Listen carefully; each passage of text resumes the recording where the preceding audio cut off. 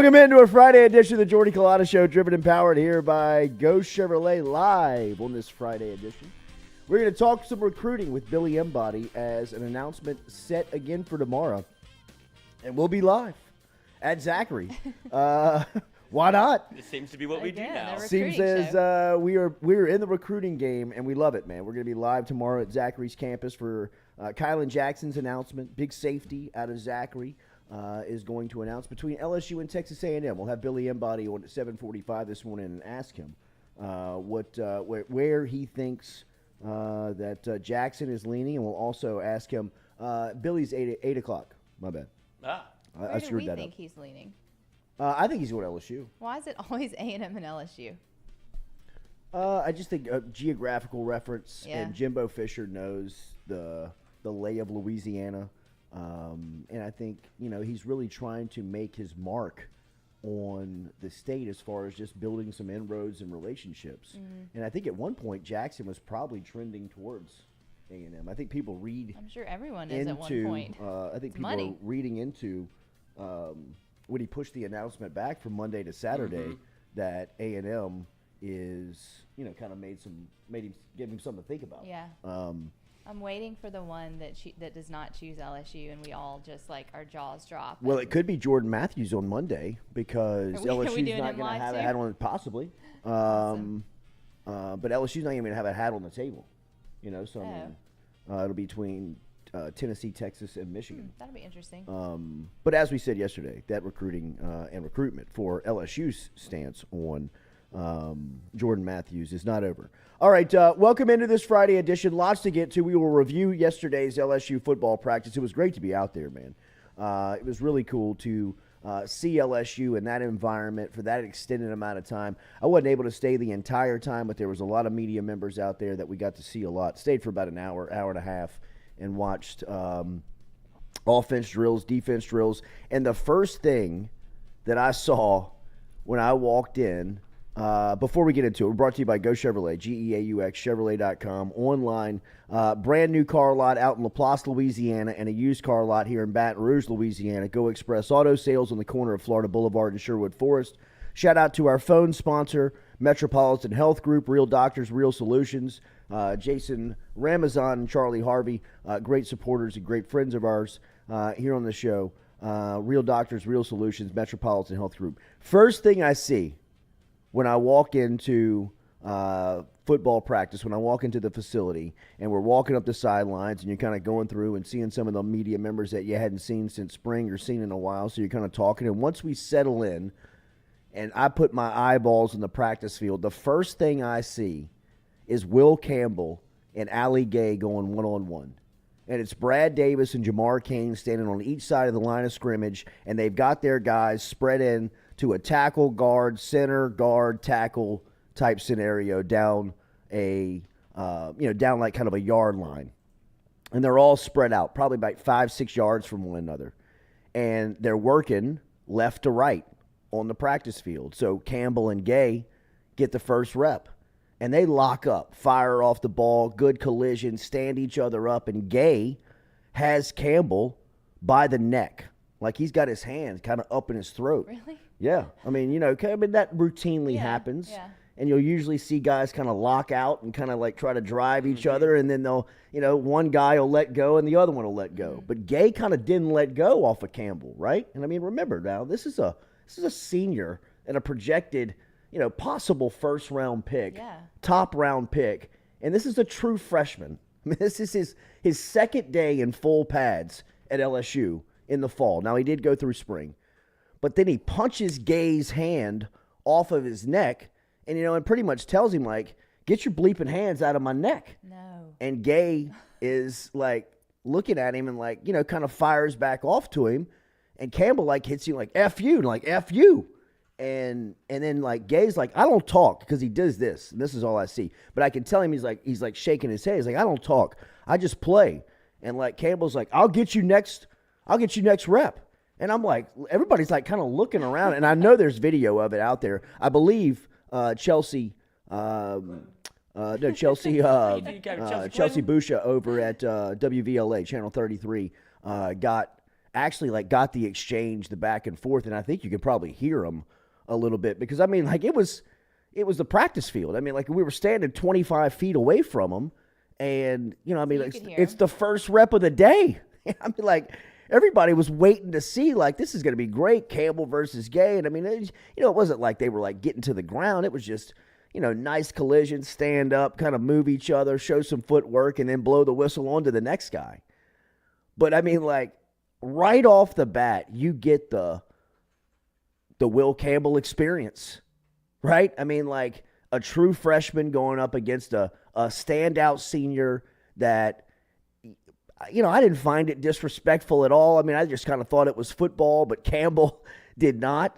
And, just him being this young with that mentality is really everything that we've been told, everything and the glimpses that we saw in spring, and here it is early in fall carrying over. Will Campbell is so special of a football player that I don't even know you can I can't even describe it. I don't know if you can even really like color the picture of just how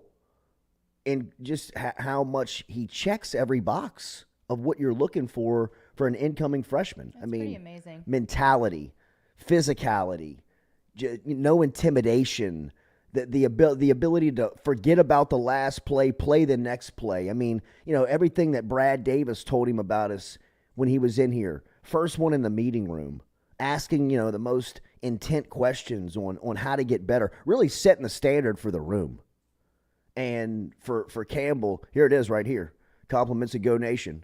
Chelsea was on it right there. I mean, look, he's got him by the neck, and he's going back at him. God, he's so huge. I mean, and how look, huge he is. And Allie Gay, to me, was yesterday the most impressive physically out there. Like when you saw Allie Gay, he looks like a pro. You know who else looks like a pro? Is Todd Harris. Really? Todd Harris is on the all-body team. I mean, like, I asked Sonny Ship, I'm like, Sonny, who is number 4? And I think I know who it is. Yeah, I was like, there's no way. He's like, bro, that is Todd Harris. I'm like, good God, man. I mean, he looks like a piece of ground. I know he's been here for 5 years, and he's played a lot of football, and he's gone through some injuries, but just from the physical standpoint, getting out to the practice field and looking at these guys physically, Allie Gay jumps off. I mean, like, he's got a waist. I mean, he's a big defensive end, but I mean, like, his shirt, like, tucks into his waistband. Yeah, he's tight. He's got a tight body. Like, it's just like looking so at this freak, right? Yeah, absolutely, the man. Sam Montgomery effect. Working down the line in that same drill. One of the things that jumps out again, Emory Jones bodies Jacoby and Guillory. Mm-hmm. And look, this is no disrespect to Jacoby and Guillory. He's a third-year player. You don't like to see that from a true freshman. But Emory Jones and Will Campbell are completely different. Completely different of anything that I've ever seen on the offensive line coming in as true freshmen. They are so mean. Like, their mentality is so nasty on the offensive line. And LSU hasn't seen that in so long. They haven't had that, since like Blackwell and those guys. I mean, really, it has been a minute since LSU's got multiple players that have this type of just nastiness to them that are very, very young. Emory Jones still went to pick him up. He was like, he didn't know what to do. Yeah, the I mean, we're he's still trying to show a little respect. Good rep. What do I do? But that was like the first couple of things that hops out. And that's not even what I'm talking about. Like, he bodied him right there in team, but in that same drill with Campbell where Chelsea showed, Gay and Campbell going one-on-one, moving down the line, it was Guillory and Jones in that same scenario, and Jones put him on his back. I mean, like, flattened him. And you can see people around the practice field, both sides of the ball, like looking around like, damn, I mean, these cats are young and they're out here making plays. So, I mean, that's the first thing that I saw. I mean, like, that was the thing ultimately that you saw first, that you were like, wow, I mean, this is okay, man. Let's see what LSU's working with here. And then, you work down the defense and the defensive backfield, and we'll get to the quarterbacks here because the practice fields are, split up, obviously, like they are. You've seen LSU's practice fields, but the field that you see first when you walk in, or at least yesterday, was manned by the defense. So, I kind of stopped there first and then made my way over to the offensive side. And the defensive backfield, again, after, what we talked about yesterday, and did you hear who Brian Kelly's first name out of his mouth when he was asked about players that has impressed him here early on in fall camp? He mentioned Colby Richardson. Now, he said his name wrong. He's trying to mention him. He said Cody Dickerson. That's so weird. That's a The Jordy Culotta defensive, special. that was. I mean, I felt for him, bro. And then he even hit Bonnet later in the press conference on a guy, and Bonnet put his head straight down, and Kelly called him out. He's like, my SID can't even help me out. Back of the room. But he actually called him. He actually called him by the wrong name twice. He referenced him in the Cody press Dickerson twice. Cody Dickerson sounds like a person, though. Is Cody does. Dickerson a baseball player? Cody Dickerson is somebody. He's got to be I gotta somebody. find this out. But the Probably went to Notre reason Dame. why I knew he was referencing, because I was watching the press conference live, and he's like, I forget who asked the question. It might have been Brody Miller asks him about some standouts here early on in camp, and the first guy he rattles off the top of his head is Cody Dickerson, the transfer from McNeese, and I'm like, I think he's talking about Colby Richardson. Wait, it is Cody Dickerson. What do you mean? It says it is Cody Dickerson from McNeese State. No. No, Is it's that not right? No, it's not. No, it's Colby Richardson is the guy's name. We talked about him all day yesterday. What's that? We talked about him all day yesterday. Yeah, no. We talked about him Yeah. here all morning, and then we get out to the practice field and see him amongst the defensive backs, and his frame and his just physique alone. I mean, he looks very SEC from just watching him move out there. He doesn't look, and this is no disrespect to McNeese and that division of football, but he just obviously the SEC West and LSU is a different animal, and Richardson fits right in, and so does Mekhi Gardner, so does Jarick Bernard Converse, so does the freshman Jalen Robinson, who's out there moving around, Jalen Davis Robinson, who's out there moving around very well. It's a group that has a lot of question marks, obviously, in the offseason of how they're going to find depth and who they're going to count on. But when you go out there and watch them practice, they got guys. Sevyn Banks yesterday was participating in 7-on-7. He was participating in individual drills. He's another one, looks the part. Now, he's not a full go yet, and once they kind of release him, I'd imagine that it won't take him long to be a starter for LSU, just by the way he moves out there. I mean, on the simplest, coming out of a back pedal into a break type drills, he just looks different. Same with Harold Perkins. I mean, when you see Perkins move amongst a bunch of talented linebackers, the linebacking group is another one that you're like, who are they going to play? And you forget about, I know Greg Penn's name was very popular during spring, but even the offseason, you're not used to seeing him out there. And when you get out there and see Penn standing next to Baskerville and standing next to Mike Jones Jr. and seeing next, to Harold Perkins, you're like, man, even Wes Weeks, is running with that top unit out there. I mean, right now it's Mike Jones Jr., Wes Weeks, and who am I forgetting? Greg Penn? And Greg Penn. Or the top three linebackers. And then you've got guys like Baskerville, and it will be impossible to keep Harold Perkins off of the field. I mean, it's going to be impossible. There are two media outlets who reported it as Cody Dickerson, not in a quote, but just reported it because well, I mean, I don't know how you couldn't have. There's an On3 he said it article twice. and a Odyssey.com that are just saying Cody Dickerson. That's why when I Googled it came up. Cody Dickerson, LSU, in these articles. How much of an unknown he is. I don't even know if we talked about it when he committed here. No, we didn't. Whenever he came from. We did not. We did not. Yeah, we just grabbing some.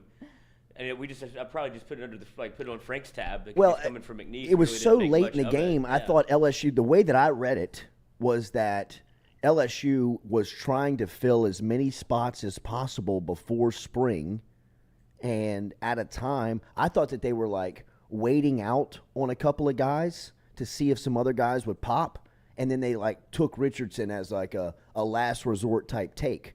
But when you kind of dig into the story, that's not true at all. He was a Colorado State commit. He was a guy that wanted to play at a higher level. He was out there during recruitment, and some things were going on with Frank with when and the staff right when they got on to the job where they were just trying to work down the board, and by the time they got to him, look, I mean, it was a kind of a match that just worked out perfectly, and he stepped in, and he's going to have a real opportunity to play, man. I mean, really, he's going to have – I mean, when they went ones-on-ones yesterday, or at least, early on in camp here, some one-on-one action, first team versus first team, he's out there. And so I'm telling you, Colby Richardson is a guy. I mean, Brian Kelly rattled off his name. It was the first name he rattled off. I know he said Cody Dickerson, but, I mean, he says Cody Dickerson, the cornerback, McNeese transfer, and then he references him again later in the press conference, and he calls him Dickerson again. So I don't know, what he's getting confused about. But at some point, he's going to get his name right because he's just out there every time. I mean, he is a guy that stands out. And I would also say the same thing about the true freshman defensive back as well, Jalen Davis Robinson. It seems like he's going to be a guy that makes a pretty big impact. So from, defensive backfield area of concern, guys that you're asking who's going to be out, they got guys. Like, they got players. Fuchsia and Brooks are going to play. Obviously, Jay Ward looks great out there flying around. I mean, this LSU group, when you go out there and watch them practice, they look like the fact that this isn't a top 25 team is laughable. Yeah, that is crazy. The fact that the over and under on this team is 6.5 wins from our friends over at Caesar Sportsbook. You see the QR code in the top right of your screen. I'm telling you, you should be sprinting to the window to play LSU over 6.5 games. I mean, if you're seeing some of these videos that are coming out of practice, you see what this roster, what this team looks like. This is an 8-win team.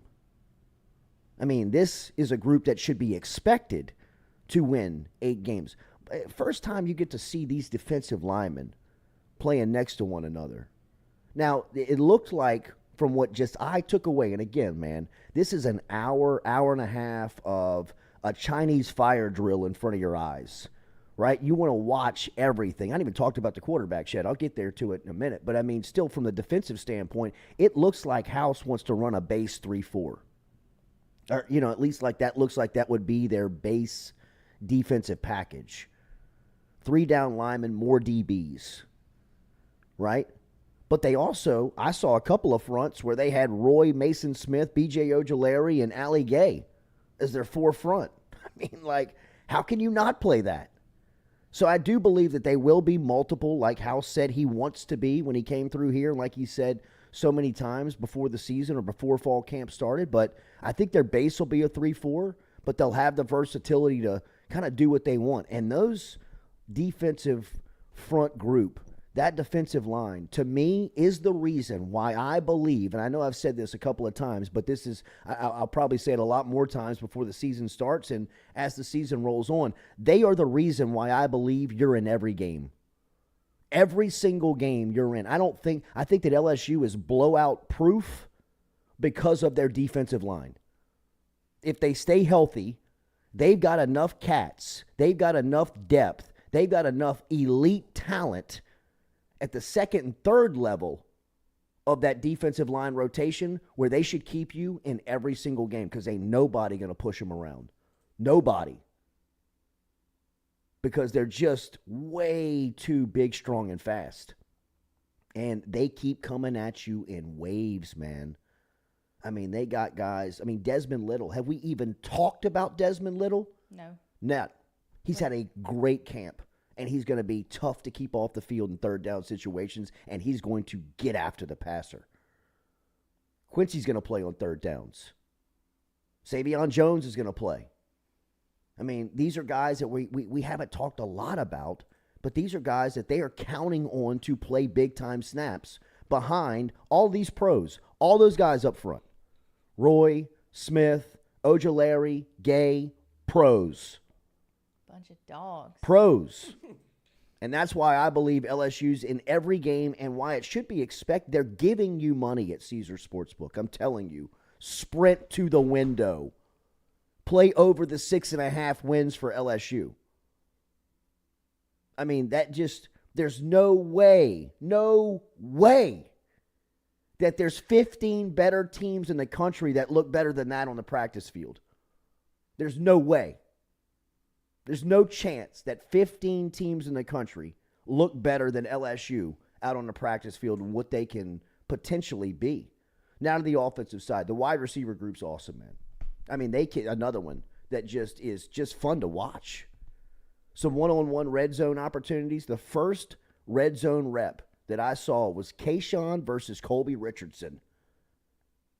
Richardson knocks the ball out of his hands and doesn't stand over Kayshawn to like taunt him, but just like a confident like chest puff of, I'm here, right? I mean, you might be the best receiver in the country, and I'm going right at you. But that was fun to watch, those types of drills of that type of competition with those guys going at one another. Malik Neighbors versus Mekhi Gardner, getting the best of one another. Malik Neighbors is, he's going to be a problem. Because, I mean, I get the defensive mindset where you want to take Kayshawn out of the game or at least take him as an option out of the play. But if you single up Malik Neighbors with your second, third, fourth best cover guy, good luck. Good luck. He's such a phenomenal route runner. That's what I think gets lost in the breakdown of him is he's explosive. He makes the catches. He can wow you. But if you just watch him technically, like he gets out of a break and he leaves cornerbacks like 3-4 yards behind him. You know, like people are lost, head on a swivel looking for him. He's a phenomenal route runner. And, you know, I mean, he's a big play guy that could be the second threat, third threat on LSU's offense, which means you're going to have to, you know, put your third or fourth best guy on him, and that ain't going to work. Be able to hide from it. That ain't going to be. It's just not going to work. So you think no Jack Bech yesterday? No Jack Bech over. He was around. Right. He was there. He was dressed, but he wasn't in it. It looks like the battle right now for that third wideout is between Jeray Jenkins and Kyron Lacy with Jack Bech out. Now, when Bech gets back full time, I expect him to be in that competition and ultimately probably win that competition. Yeah, because you would think Kayshawn 1, Bech 2, Malik 3, Jeray 4. Yeah, is that like probably in that? Yeah, however you want to line them up. But I'm telling you, Kyron Lacy's having a good camp. I thought Brian Kelly's comments yesterday. By the way, Brian Kelly is an incredible communicator. Yeah, you know, like if I take anything away from him and watching him, you know, work with the press here early on. Katie and I saw him when he was under the weather at the Baton Rouge Rotary Club. That was you could tell he didn't want to be there. I mean, he did not, but it made you hard to believe that. Yeah. Right. I mean, but anybody that's dealt with eye issues, you could see it. Like, let's get out of here. But in just watching him communicate, even on the practice field yesterday, man, you know, I mean, it's very clear what he expects. Very direct. Right, and like Total to me, opposite. that is that's how I would thrive personally. I know everybody's different, but that would be my form of leadership communication. Yeah. Just shoot me straight, man. Tell it to me like it is. Give me an opportunity to try to fix something or let me know when things are going good. And the comment that he made about Kyron Lacy yesterday, just for whatever reason, I thought that if I was Kyron Lacy, that would have hit home with me. Whether he's saying that publicly or privately. If he's saying it publicly, I imagine what he's telling Kyron privately is even more effective. But what he said publicly yesterday was Kyron has to believe how good he is. We need him to show up to the building every day with the confidence that he has every other day, essentially. And I'm paraphrasing. I'm not, quoting him exactly. But what he said was we need Kyron to believe in himself because we believe in him. And they believe he could be an impact guy. Yeah, he said confidence is a choice. Confidence is a choice. That was a great line. I thought that was a great line. That was the line that I thought really kind of like grabbed my attention. Like, wow, that's true. Yeah. And think how confident Kyron Lacy was when he sat right there. I know. I mean, he was glowing. He was like contagious. Absolutely. He was the one calling out quarterbacks, and he was kind of puffing his chest about what they did at ULF whenever they And rightly so. They won a bunch of football games, and he was coming off basically what I guess 2 losses in 2 years, essentially. And he was like, I mean, we did things a little bit different at UL. Like, we were out here working every day. Like, there was quarterbacks that were calling us. He goes, I'm trying to get that here.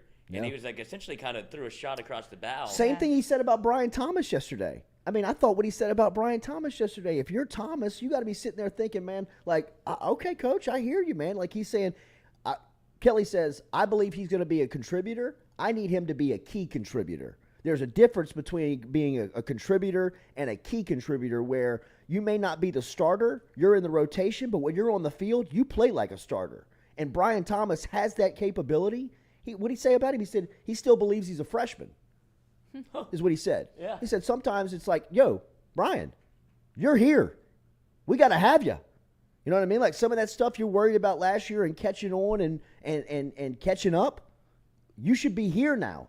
You know, and then we see him yesterday making a huge play in team drills where it was a stop and go and Miles Brennan just drops it right in the bucket to him. And that's the capability that he has. But another example of just Kelly being a phenomenal communicator, which, you know, like we see LSU kind of on this heater in recruiting. And, you know, I mean, I'm sure a lot of hard work by a lot of people goes into that. But what we have heard about Kelly in the recruiting process is that he's a closer. Yeah. You know, like you just kind of show him, you know, you bring him into the office, you bring the player into the office last where, you know, they're thinking they want to come to LSU. By the time they leave the office, I mean, they got the hat on.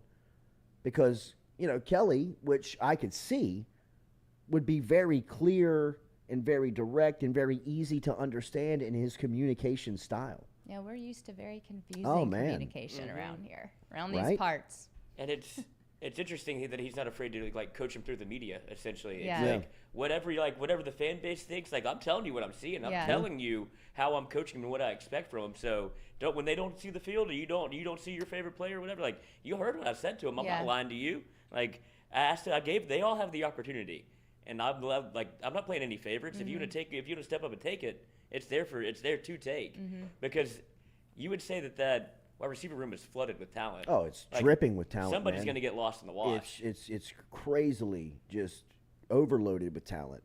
I thought it was interesting what he said about Brian Thomas's strength. Did you hear what he said about his natural strength? He said we get our data back and just what he can do from an explosive and raw lifting ability. He is one of the most natural, strongest person in the locker room, which – I mean, you got 105 in the LSU football locker room, and that compliment goes a million miles.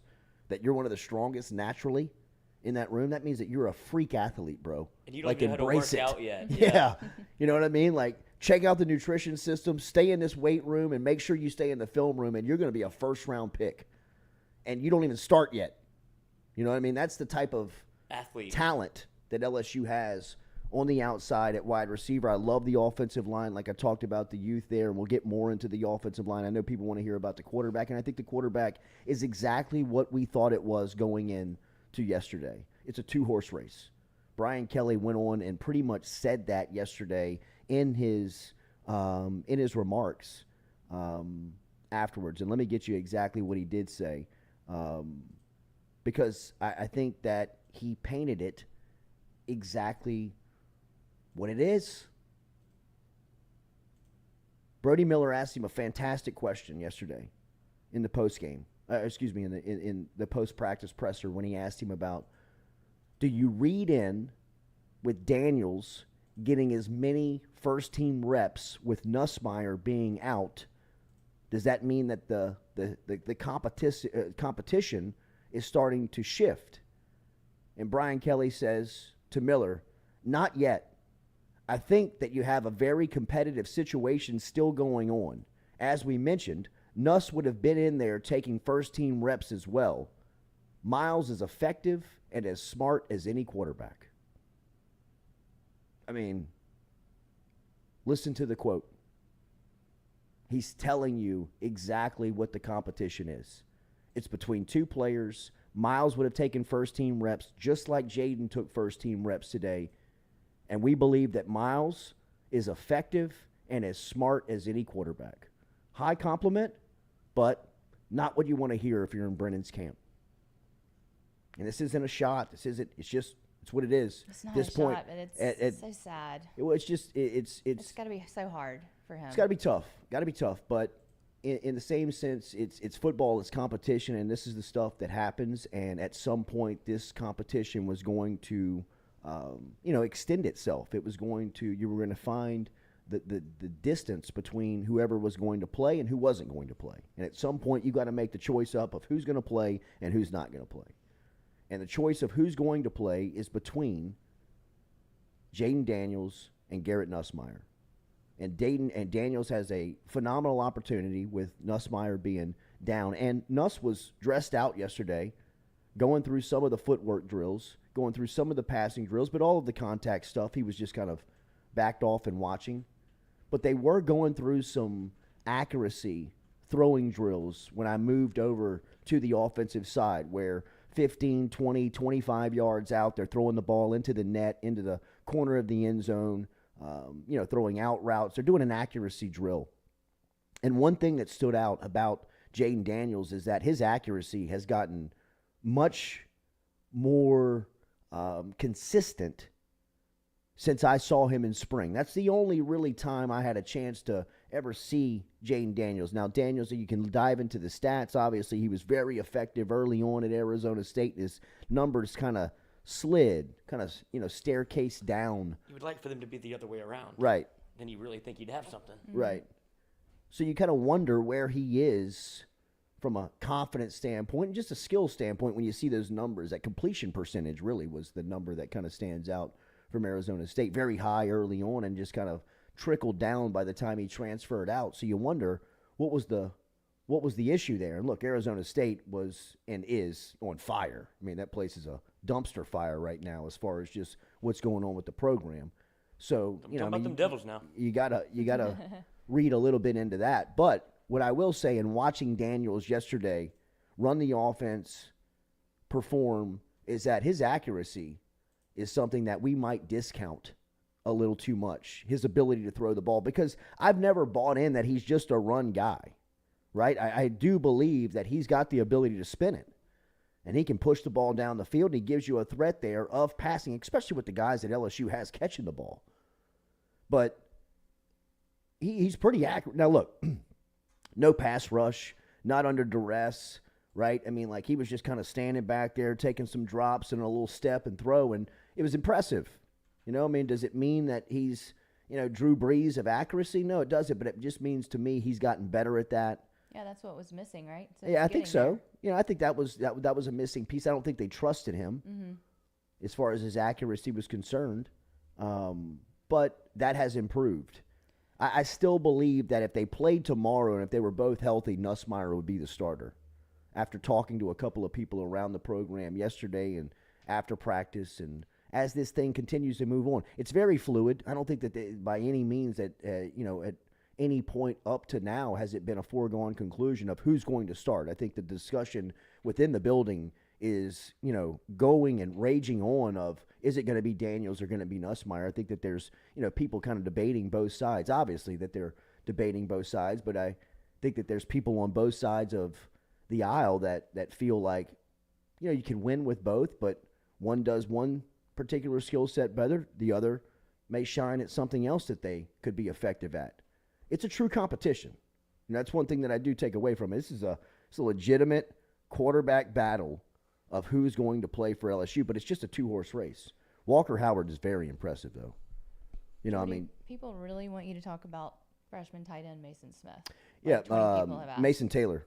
That's Mason. Yeah. Mason Taylor. I'm sorry, Mason Taylor. Yeah, that's Mason. Talk about him too if you want. We can. Mason Taylor, you heard Brian Kelly say it yesterday.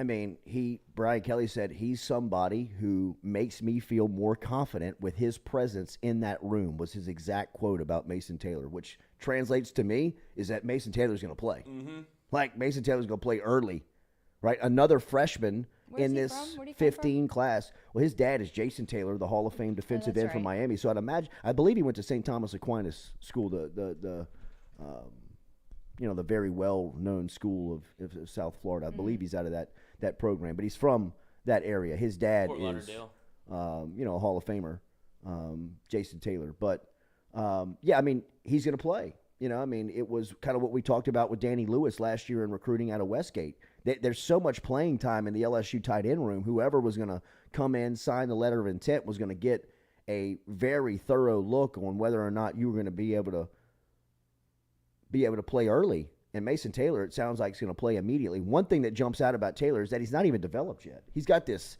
supermodel frame on him, right? I mean, like where he looks like just exactly how you would sketch a tight end, but he's got no, and this is not a knock on him because 2 years from now, this dude is going to look like an NFL tight end. He's 18 years old. Yeah. You know what I mean? He's not done developing. Yeah, he's not, his body hasn't developed. I mean, it's like what we talk about with Colby Richardson and, Mason Taylor. You know what I mean? Colby Richardson's 22 years old. Mason Taylor just turned 18. That's crazy. You know what I mean? Like Still stealing his mom's car. Right. I mean, and now he's got the frame. Was his dad a tight end? His dad was a defensive end. Oh. Have you ever seen Jason Taylor? I don't know. He looks like a Greek god. Really? He looks. I guess I have. Without a hair on his body. And How do you chiseled. Granite. Oh, you could just tell. How do you know, Lloyd? Oh, no doubt. tell. He's a no doubter. No doubt hairless from the No doubter. So, I mean, a lot of things, man, jumping out I of. haven't heard much about him, Mason Taylor. Yeah. It was a true freshman. I mean, I don't think he came in spring. Expecting to. Yeah. What do you mean? Like, I don't think he came in early, like with Will Campbell and those guys in spring. I think they were kind of leaving the tight end kind of up for debate, whoever wants to take it. Like, they brought back Nick Storrs because they're so thin at that position that they're looking for anybody. And if Cole Taylor being a pleasant surprise is great because they didn't have body there. Like, you don't know who's going to play that position. I mean, they have Jack Mashburn, Nick Storrs. Yeah, that's what I was going to ask. Who is and it? Cole Taylor. And Cole Taylor's the only one that Those can. three? Yeah, and Cole Taylor's the only one that really has any, like, true pass-catching ability. Jack Mashburn was a quarterback in high school. Nick Storrs was a pitcher. Wait, what? Jack Mashburn, what year was he? He's not a freshman? No, No. he's a junior. Okay. He was the renaissance on offense that seemed to be the key. That was what LSU was missing last year. That's how in such a tough spot LSU was. Whenever he came in the Florida game, like, oh, this is how we should have been doing it all along. They had a walk-on backup quarterback beef up to 280 pounds and essentially play fullback. And they're like, this is what it is. This is LSU football. It worked for one game, but that's what I'm saying. That's where LSU was last year. Jack Mashburn's not expected to come in and be like a, run post and corner routes for you. Like, he was just a guy that they needed at the time. So the door was wide open for Cole Taylor, and it's just a young cat that's going to have to step up and play quick. Yeah. Who's Cole Taylor? He's on the roster. He's a junior going into his third season with LSU. So, I mean, he'll have the opportunity to play. They just need bodies, man. Has he had any play time? Yeah, he's played a little bit, but he doesn't have the numbers. He doesn't have the production that you would want from that spot. And listening to Brian Kelly speak, he's pretty headstrong that he wants a tight end on the field every day, every down. Oh, yeah. I mean, that's just kind of how he wants to play. His son, his seed. There you go. There's Jason Taylor. Oh, yeah. Yeah, gorgeous. He is gorgeous. Right. What a specimen. Literally, I said hairless from the neck down, but it's just hairless from the top of the head down. Doesn't even start anywhere. Just eyebrow hair, I guess. Maybe. Were there even eyebrows? There were. Oh, I'm yeah, kidding. he got eyebrows. He's got eyebrows. Bayou Bengal says, Jordy, what's hilarious is that Mason Taylor was a 3-star. Yeah, it's crazy that he was a 3-star. Christian Crochet, wasn't it Cole Taylor's shoe that the Florida DB Mason threw? It Taylor. was. Yeah. It was. Won us a game. It did. LSU has been in a bizarre place the last 2 years. I know. Yeah, you think? You beat A&M on the last play of the game last year. You had people throwing shoes at Florida, kicking 60-yarders. It's like, they don't get blown out, but God, some of these games are just, how did they win? I know. Brian Burgess, Brennan has been an afterthought to most people even before camp started, especially to this show. That's right, Brian, because we're talking about the real-life stuff of what's happening with LSU football, and to me it's been pretty obvious that Brennan is going to be outside looking in of this competition when just based up against the competitors in the group. I mean, all along we've been saying that Garrett Nussmeier gives you the best chance to win because he gives you more options back there. After watching Jaden Daniels practice yesterday and seen through spring. Another one that gives you more options back there. And it just limits what Brennan is capable of doing. And that limits LSU from having the best chance to win the game. And at the end of it, that's what we're talking about here. You know, I mean, when we're talking about the games and talking about the team and breaking down LSU football, how are they going to win? Well, to win, they got to play the best guys. And the best guy at quarterback is either Nussmeier or Daniels. And it's really obvious. And it's not because Brennan can't throw it. It's not because Brennan can't play. It's not because Brennan's not any good. It's not any of that. Brennan's good. He can throw it. He can play at this level. But the other two guys give you a better chance to win. And they always have. And it's not a surprise to this show. Or if you've listened to this show, you know that we've said and been pretty steadfast in saying that it's going to be either Nussmeier or Daniels. Been saying that for months. So, who do you think benefited the most from Nussmeier's absence? Was it Jane Daniels just getting the majority of the reps? Like nothing. For sure, right? Yeah, nothing for Miles Brennan and where he got. I mean, imagine if Nussmeier was there, how little you'd have seen of him. I couldn't imagine he would have gotten as many reps. Obviously. No, I think that absolutely. That's why I'm saying that the biggest winner here is Jaden Daniels. You get a chance to kind of really run the offense, right? You know, I mean, show like there's nobody that's coming up and stealing a couple of reps from you. I mean, this is a great opportunity for him to go out there and get respect from his teammates, show that he's the starter, and kind of not run away with it, but solidify yourself. Like pull it, like start to make yourself the guy in the race just because you've got the best opportunity here. But it does sound like Nussmeier could be back full strength as early as today. Yeah, for right. 7-on-7. So what do you Somebody do? stepped on him. Oh. What do you do if you're Miles Brennan at this point, and you know this? You know you're not really in the race anymore. If I'm Miles Brennan, I'm staying for not only this year but next year. I'm staying at LSU and just soaking it all up. For real? Yeah, absolutely. I mean, he's set. He's fine. He doesn't need to make any money. He's got family money. Go be. I know, but maybe he wants to play football. Go be the second-string quarterback at LSU and just really soak it all up. Get to go to school for 7 years. Go be Van Wilder.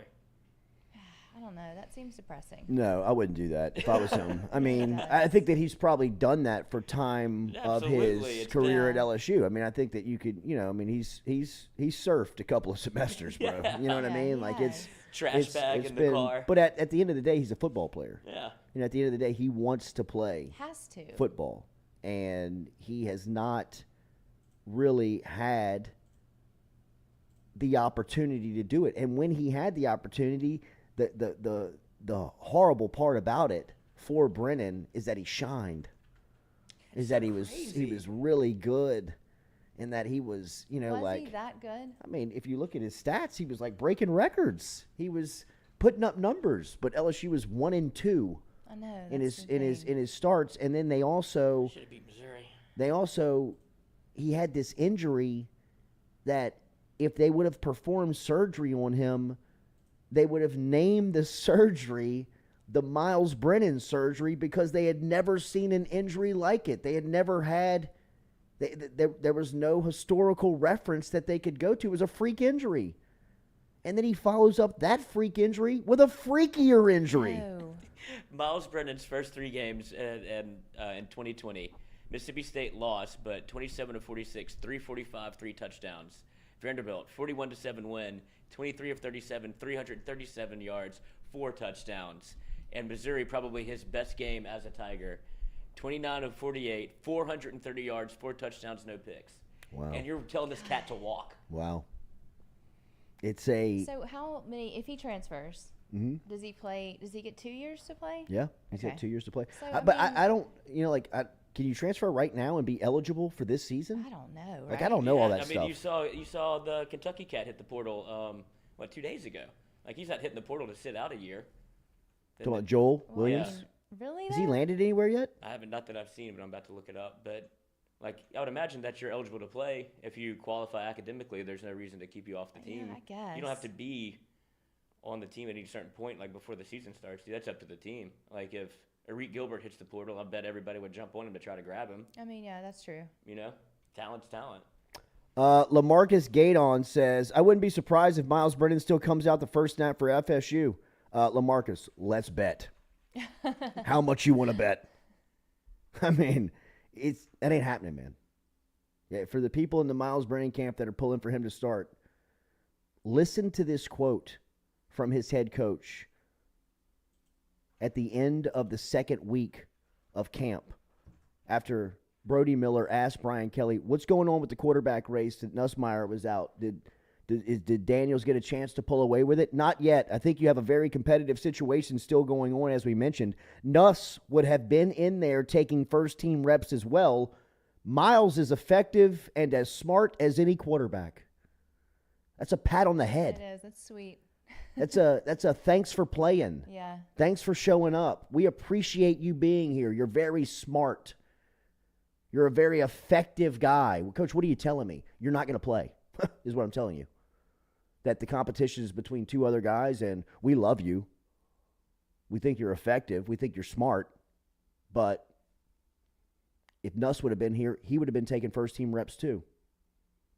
I mean, at some point, you got to say thank you to Brian Kelly, right? I mean, if you're not, he's saying it. He's not teasing you. You know, I mean, it's and this isn't meant to come across harsh. This is just what it is. This is a two-horse quarterback race at LSU between Jaden Daniels and Garrett Nussmeier, to be figured out over the next couple of weeks. Walker Howard's the future, though. Yeah. His arm strength and his headiness is really what freaking everybody out. It's just kind of the stuff that he's seeing back there so early on and so young, and then his arm strength and his accuracy and his touch with the football is so just kind of next level. I mean, in that drill that I was referencing where, you know, they've got a net set up in the corner of the end zones. If you've seen quarterback accuracy drills, you've seen these before where, you know, you got the quarterback standing at, you know, different sides of the hash mark on the line of scrimmage or on the yard line, 15, 20, 25. Put it at each hash. You know, you kind of put it in the opposite hash of the corner that you're throwing at. And you're throwing either like jump balls or, you know, corner routes or, you know, things to the back of the end zone. And Walker Howard is like Steph Curry. I mean, he just splashing. You know what I mean? Like holding the follow through. You know what I mean? Just just dropping it in there from 20, 25 yards. I mean, not only is it mean like when it hits the net, it looks good. You know what I mean? Like it swings the net the perfect way. I mean, just everything about it, right? Yeah, absolutely. And you can see Joe Sloan like standing behind me. He's like, good job, Walk. Yeah. You know what I mean? Stay safe out there. Yeah, nice rep, 1-4. Yeah. You know what I mean? Back of the line. He just looks great. He's fantastic. And, I mean, you know, he's another one that's out. His timeline is correct. You know, you can see there's not a lot of pressure on him. You know, he's just going out there and whipping it, you know, and playing and throwing it. And when you just tell Walker Howard, hey, man, just go throw this football for me. I mean, he'll go show off. And it's fun to see the youth. Now, I just hope and pray they don't have to get to him at any point this season and say, man, you got to start this week, and we're going to put some pressure on you to win the game. You know, you're going to have to make some plays because I just hope that doesn't happen to Walker Howard because he's so good and the future is so bright that you just make sure you want, when it's time, it'll be time. But the time is not going to be this year to look at him and say, play a meaningful snap. If you can get him in there and play some cleanup and, you know, play in some blowouts or put him in a situation where he gets good experience, I'm all for it. Keep the red shirt, keep the future, but here it is right here. Here's the drill that I'm referencing of. Is this Walker? Yeah, this is Walker. No, that's Miles. And Miles, look, man, Miles is as good as anybody in this drill. I mean, when he's just naturally throwing the football, man. Here's Walker right here. Splash. Boop. Wait, that was Walker? This is Walker. He's got the legs. Boop. Yeah. I mean, just Steph Curry, bro. Feed me again. There's Nussy. Yeah, like Nuss is going through this. So these are the types of drills that he was working with. They got a good-looking quarterback room, man. Yeah, they do. You know what I mean? Sloan throw one. You see the catch he made in the back corner? Who? Just Sloan. Uh-uh. I'll pull it up for you. You made a catch, and he goes, I hope you got that on camera. It's like, this man, he's real comfortable at LSU. No doubt. This is where he wanted to well, be. I mean, Coach, he just landed a quarterback the night before in recruiting. You know what I mean? He comes out to the practice field. He's got the biggest competition in the room, in the locker room. I mean, it's it's a good time to be Joe Sloan. No doubt. Yeah, just sad for Miles. I don't want him necessarily. I just feel bad for the guy. Yeah, no, I get that. I get that. I don't think he's great, but I do feel bad for him. Look, man, he's going to get a chance in the NFL. Mm-hmm. He is going to have a future playing football. He can play in these. But doesn't he need to leave then and play football to get that chance? Some point he's got to play. Yeah. Some point he's got to play. If he stays here, he's not playing. He's not going to get that chance. Only if something crazy happens. Right. He would have to wait for a couple of guys to either flame out or get hurt before he would get on the field. Yeah. And I don't think that he's in a. I don't know this. This is a guess that he's just not in that position to wait on that. I mean, the clock is ticking. Past I know. ticking. You know what I mean? Like it's got to be nerve-wracking. I think it's past nerve-wracking. I think it's probably frustrating. Yeah. You know what I mean? It's probably frustrating. It's probably a little, but probably a little depressing. You know what I mean? Like he's always wanted to play at LSU, man.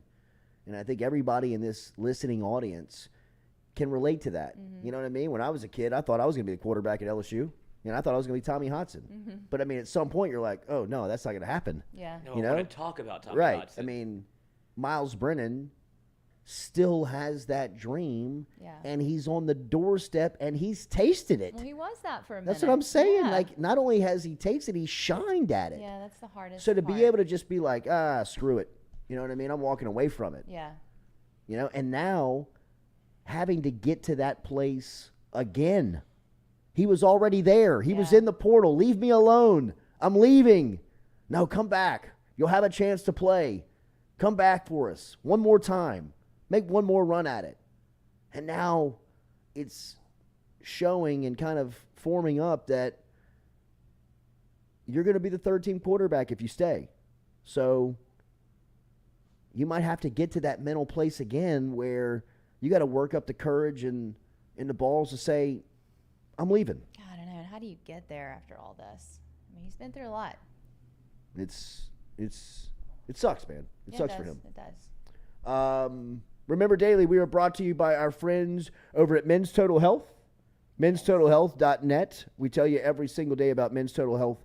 They're down in New Orleans, down on Veteran Memorial Highway. Get in touch with them. Easiest way to do it is online at menstotalhealth.net. If you suffer from low T, if you are struggling with your testosterone, and you need a supplement to that, go see our friend Mike Roach and his crew down at Men's Total Health. As we said, online, menstotalhealth.net. Tell them you heard it here on the Jordy Culotta Show. They can help you out. If your sex drive is fading, if you can't keep muscle mass on from your workouts, if your sleep is keeping you up and you can't get good sleep at night, if you're just aging, go see our friend Mike Roach over at Men's Total Health. menstotalhealth.net. And as Katie has said, you can email her. If you're a female. Provide all these things for women as well. You can email me and I'll tell you all about it. Katie@jordyculottashow.com, or have your wives email me, tell you all about it. Great gift ideas, fellas. Great. Help yourself. Yes. Great ideas for couples. Two couples can go together. Mike said that a lot of couples have been showing up together at Men's Total Health. Oh, wow. Mike the therapist. I know. He really is.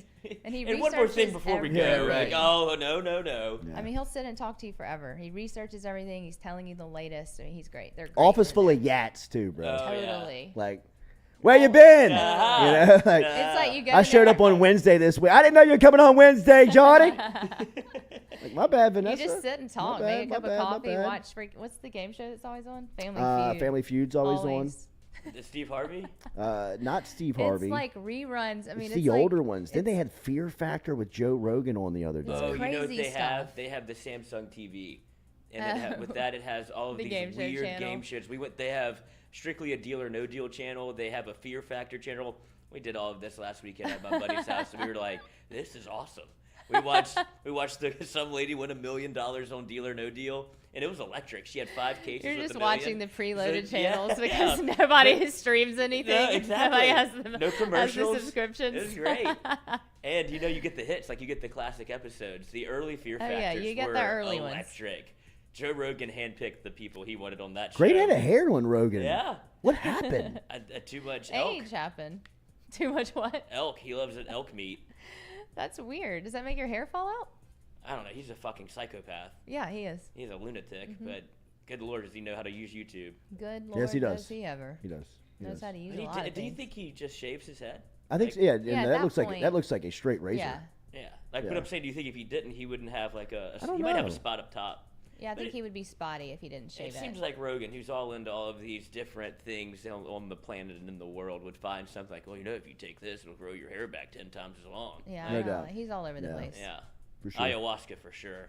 Multiple times, probably. Oh, yeah. In the studio. Yeah, right. With Elon Musk. Yeah. They drug tested Elon after they saw that, and he's like, I don't care. Like, what do you want from me? Who is bored? Yeah. Are you kidding? Wasn't it Mike Tyson that he had in there, too? Oh, Joe gets everybody. Yeah, but like talking about ayahuasca, or that was another drug Mike Tyson did, right? Well, I mean, Tyson's slinging pot now. No, I know, but there was the frog thing. Oh yeah, that's like a hallucinogenic. It's like that like you basically die, or you think you die and you come back, you see God, you come back, and your life is different. That's that's Smoking the Frog. Yeah. That porn star did it, and I think he killed a That was killed a I girl. saw that on Vice. Yeah. I saw that. Oh, it killed her? It can kill you? I think they didn't do it the right way. No shaman. They just went and started smoking some frogs. Yeah, you got to have somebody there with you, getting you through it. Yeah, your trip guide. Yeah. Yeah. It's gonna be okay. Yeah, you're fine. Yeah, right. Nobody told me you needed to be here. Pour that water on me again. You're peeing all over yourself. Brad, David, Jordy, have you talked to Will Wade recently? Please get him on the show sometime. I have talked to him. I talk to him all the time. He's up in Chattanooga. He is up in Tennessee. I know that recently his house hit the market publicly. It's been on the market for a while, but they're trying to sell their house down here in Baton Rouge. They have made the move back up to Chattanooga. I talk to him all the time. He's coming to the wedding on New Year's Eve. He's not doing any. He's not doing any media though until after his NCAA hearing, which they have no idea when that's going to be. He's just got his fingers crossed and hoping that he can get a fair hearing once that date is set and whenever it happens, so he can get back onto a sideline, or at least he'll know when he can get back onto a sideline. Yeah, I thought that was coming out earlier this summer. I thought we were going to hear more. Yeah, well, I mean, they thought that they were going to fire him 4 years ago. Right, true. 3 years ago. True. So, and now to hear Dickie V saying that any case that runs over 2 years should be thrown out by the He said that? NCAA. Yes, so that it's ridiculous. It's maddening that these coaches don't know their fate, and that you keep these cases open for longer than 2 years. If it goes past 2 years, you should throw them out. Dick. Eat one, why don't you? Hour 2 next here. The Jordy Culotta Show, driven and powered by Go Chevrolet.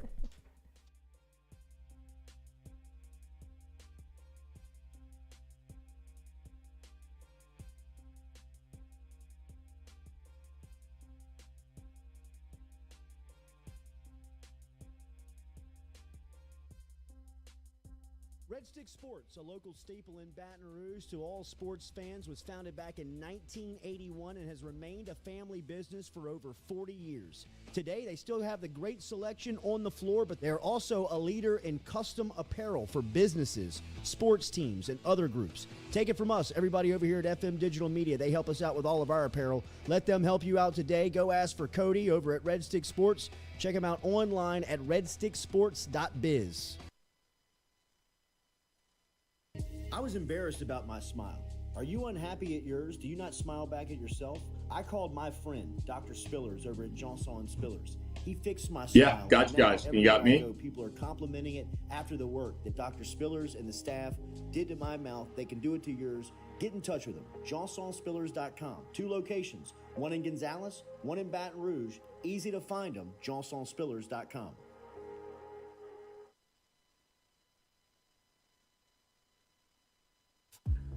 We love the crew over at Fresh Chef Kitchen. Chef Shane and his crew dropping off the meals every Monday here to FM Digital Media, whether it's breakfast, lunch, dinner.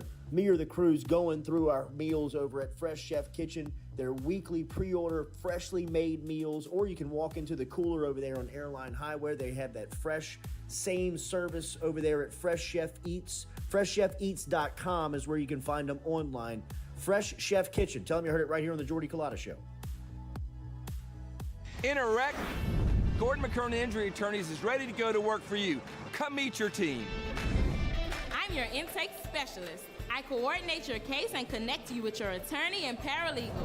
That's us, your legal team. Thanks. And we'll fight to get you every dollar you deserve. I'm your settlements and disbursement manager, and I'm here to get you paid on time. I'm attorney Gordon McKernan. Put our team to work today. Just call us. Get it done. Sports with it. It's just like anything else. I mean, I don't want to get into hyperbole, but it's, everything is. I mean, frankly, I'm still worried more about concussions. We don't talk about it much anymore, but, we've kind of helped solve it in a lot of ways and make the game a lot safer. So anytime we have existential threats, which this one could or could not be, we just deal with it, and we will deal with it. It's just part of the game. And, I don't mind a lot of what's come out of this movement of doing more for the student athletes, but like anything else, it boomerangs a little too far, and you got to swing it back into, hey, what we do for the student athletes, and it's a hell of a lot, and I'm proud of that fact that we are leaders in doing that, but we're going to do it right. The Tiger Athletic Foundation and in partnership, obviously, hand in hand with what we do, funded a master plan study because I wanted to see, hey, what we needed, and I just didn't want my opinion. I've been a few places, and I have a good one, I think, but you just want to see how and what our needs are, and so we're in that process of looking at it, and obviously the PMAC is 50 years old this year, and probably needs some updating.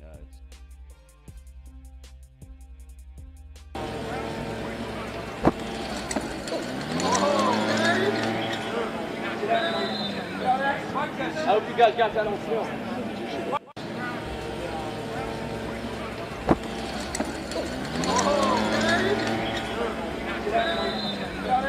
I hope you guys got that on film.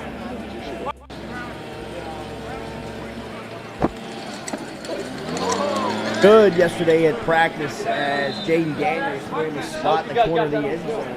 Sloan goes up and shows his hands. We are talking to Billy Embody here of On3, our favorite, one of the guys that covers recruiting. Recruiting has been on fire here as of late. Looking forward to catching up with Billy Embody here in the second hour. As always, we're brought to you by Go Chevrolet. And remember, our QR code for our friends over at Caesars Sportsbook are right there at the top right of the screen. If you are looking for a couple of tickets to LSU Florida State, all you got to do is click on that QR code, use the promo code JCLSU15 for a chance to walk away with 4 tickets to LSU Florida State. JCLSU15 is a promo code that you use to sign up. We'll talk to Nathan Velasquez coming up here in about 30 minutes. But let's go over to Billy Embody this morning from On3. Bill, good morning. How are you? Good morning, guys. How are you? Doing good, buddy. LSU still riding a heater here in recruiting. They pick up their quarterback a couple of nights ago, Ricky Collins. What does he do for the class? Well, I think it's really important to take a quarterback at every recruiting class. I mean, in today's day and age, depending on how this quarterback competition goes, who knows? You could see some guys head off and leave. Miles Brennan's done after this year, obviously. So you replace his roster spot with Ricky Collins and somebody that's an Elite 11 finalist. I think very athletic quarterback, has some natural arm talent, which is a really good starting point to begin with. And you know what? This whole quarterback process in the class of 2023 really worked out for Joe Sloan, I think. He knew that he was going to swing big with guys like Dante Moore, Jaden Rashada, even Brock Glenn late, and took his, shots. And then during that time, he was recruiting Ricky and had a relationship with him for quite some time already. Got him on campus, got him around the new staff, showed them their approach with the offense, got him around spring practice, had him there for the 7-on-7 camp when Woodlawn was there, and then got him on campus for the Bayou Splash, and that kind of all just sealed it by the end of the summer. So, this is a good land. Somebody that's local, keep him home, play for LSU. That certainly helps if he does need to sit for a little bit or ends up sitting for a little bit, kind of waiting his turn as the quarterback's ahead of him, maybe play out however that does. He's a local kid, so he's not somebody that's going to be homesick sitting on the bench. He's going to be able to have his family in town and supporting him and all of that as he does battle eventually for the starting quarterback job. So this is a good pickup. A lot of upside with Ricky Collins, and credit to Joe Sloan for playing it very, very well. Bill, Shelton Sampson was in the room supporting his fellow LSU commit Ricky Collins and his lifelong friend in college. Jordan Matthews was in the room as well. He makes his announcement, I believe, next week. LSU will not have a hat on the table. I got the feeling, Bill, and this is just me being in the room, just kind of picking up the vibes, is that he saw the hometown love that Ricky was getting. He's felt the love pick up from the LSU staff here of late. I talked to a couple of LSU staffers after Collins' commitment and told them that Matthews was in the room, and just kind of the expressions on his face. I was told by multiple LSU staffers that they are going to make it almost impossible for Jordan Matthews to leave early and go to a campus outside of LSU in January when he early enrolls, or at least it's going to be a very tough decision for him to make to leave his hometown because LSU has turned up the heat on him. What have you heard on Matthews? What do you expect from Matthews when he makes his announcement, I believe, next week? Yeah, Jordan Matthews is kind of an intriguing case, an LSU legacy that did pick up an offer early in the summer, I would say, at that 7-on-7 camp. And he was awesome. He played safety, played corner, made plays left and right, showed good range. He's got good length.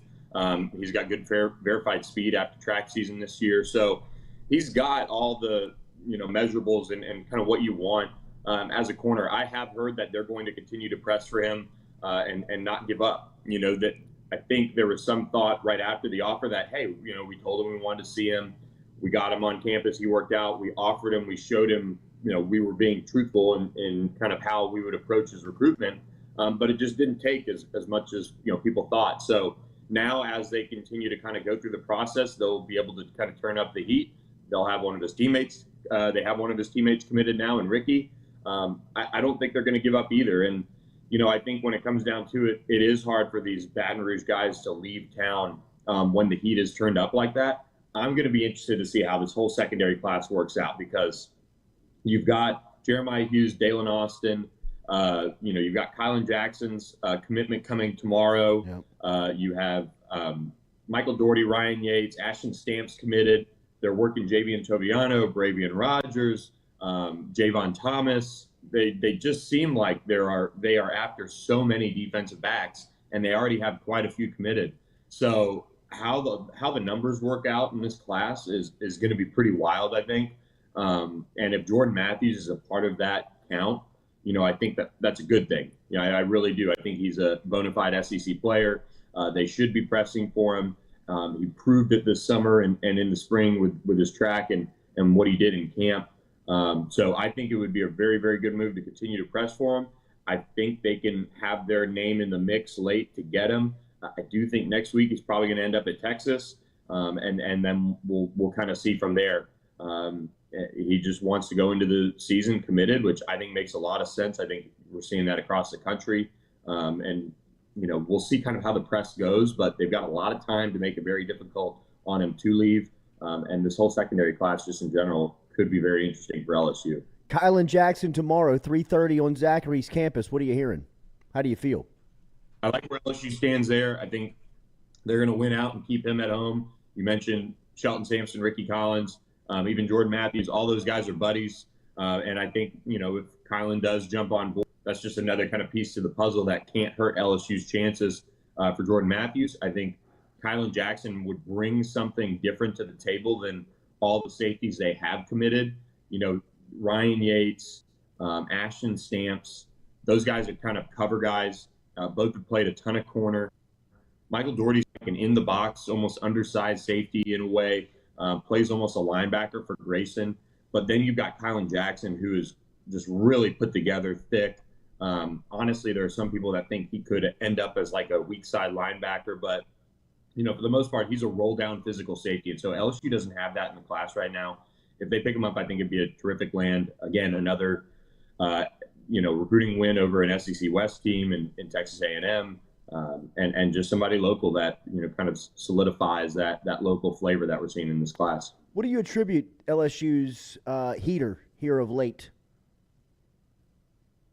I think just timing, first of all. You saw the run in July of more so some national guys. Ashton Stamps was thrown in there. But they got hot after those official visits. Brian Kelly talked about it yesterday, where he was saying, look, we really hadn't had time to build a ton of relationships. They got a lot of their guys that they have committed now on campus in the spring, whether it be local guys multiple times or whether it was the national guys that committed. They came on campus just once in the spring for the most part, between January and April. And then when they came on campus for their official visits, that really kind of solidified those relationships. And, we saw that pay off in July. Now, kind of the same story with the guys in Louisiana. I think they feel like they needed to make some decisions, go into their senior years committed, which I always, encourage prospects to do. If they were to ask me, say it's smart to get a spot, with whatever school you're picking. And so now these guys are sitting down, they're saying, okay, I've seen, Texas A&M, Florida State, those are two schools that a lot of these guys have had, on them pretty hard as of late, and saying, I want to stay in state. The staff, I think, does a really good job with relationships. If you look across the board, that's one thing that I think they do a tremendous job of, is just overall, top to bottom on Brian Kelly's staff, they just are really good relationship builders. And they come across as genuine. And I think that stands out to a lot of these players. And by the time it's time to make a decision, I think that really kind of solidifies what they want to do and why they end up at LSU. Zalance Hurd also was speaking a couple of days ago that he may be ready to shut the process down. LSU seems to be sitting in a good spot with him as well, right? Yes, really like where LSU stands with five-star offensive tackle Zalance Hurd. He's kind of funny. He's pretty quiet. He's actually hilarious. In my conversations with him, he'll make some jokes about rankings or this or that, or just kind of after practice talking about what he did on the field. And you could just see he's kind of starting to build some confidence. And he's pretty quiet though about recruiting in a way. Kind of wants it to be a mystery, but I do think LSU sits in a really good spot. He told me he'd really like to go into his senior year committed, if not first couple weeks. So that timeline of soon has kind of been in play for him for a minute now. And, I think he's somebody that, when he does make that decision and decides when he truly wants that timeline to be, I think LSU sits in a really good spot. Jordan Hall is another name that I continue to hear from Florida, a defensive line prospect that Jamar Cain seems to have really turned up the heat on. Where does LSU stand with him? Jordan Hall, we've kind of followed all the recruiting, of course, and Jordan Hall was kind of a man of, mystery over the summer. He really kind of kept to himself. He doesn't do many interviews, but just talking with different sources, you kind of heard that LSU was going to turn up the heat. They were trending for the guys they ended up landing this summer, but they really wanted another interior guy. And Jordan Hall is one of those players that's in the mix to land in the class as that kind of final piece for Jamar Cain, if you will. We have him as a five-star if the rankings ended today. He's, I think, the number 27 overall player in the country. Really, really talented. I mean, he looks like he's 40 years old and he's played 15 years in the NFL just from a appearance perspective. But he's pretty disruptive as well. LSU's going to have to battle Georgia, Ohio State, Florida.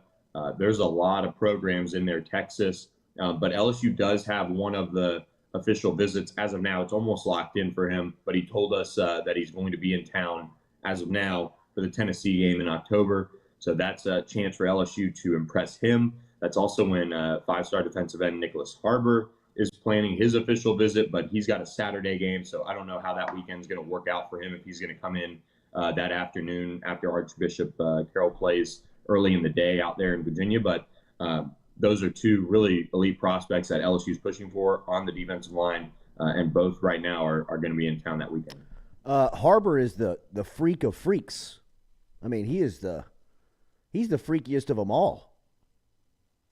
He is the real deal. He's probably one of my favorite prospects, just from an athleticism perspective, that I've seen. Stingley probably is right up there as well, but Nicholas Harbor's running a 10.21 at 6'5", 240 something pounds. Like, I'm sorry, Derek, but that might be just a little bit more. Right. It's just incredible what he does on the track. A lot of talk about him wanting to play tight end, wanting to play offense. I still think that his relationships with Jamar Cain, if he comes to LSU, I think it's because of Kane. I think he's going to want to suit up to play for him and come off the edge. There's a chance maybe he plays both ways or something like that. Jesus. But, he wants to run track. They've done a really good job recruiting him from the track perspective as well. That whole coaching staff has been all over him. So you got to give a lot of credit to them as well. Michigan's in the mix there. Maryland's in the mix. He just hasn't taken many visits. South Carolina hosted him this summer. He hasn't taken many visits because he's been on the national track circuit. So his recruitment's going to heat up kind of this fall. And, LSU's going to take their swing because he's just kind of a generational almost athlete that I off the top of my head, I can't remember many like him. Billy Embody joining us here on 3 Sports. Remember, follow all of his work on Twitter at Billy Embody. You brought up Bravion Rogers is a cornerback that's getting a lot of run here lately. LSU seems to be trending, right? Yes, I think they are. He backed off his Texas A&M commitment earlier this week. He's a top 50 prospect in the country, one of the best corners nationally, another guy with elite track times. If he's a guy that really keeps to himself, really plays this recruiting game quiet. A lot of people in his circle didn't really expect him to back off his A&M pledge, but he did. He's always maintained that he wants to take official visits in the fall. So this is where it gets interesting. A lot of people think that LSU is the one that he was really eyeing, and that's why he decommitted, and I would agree with that.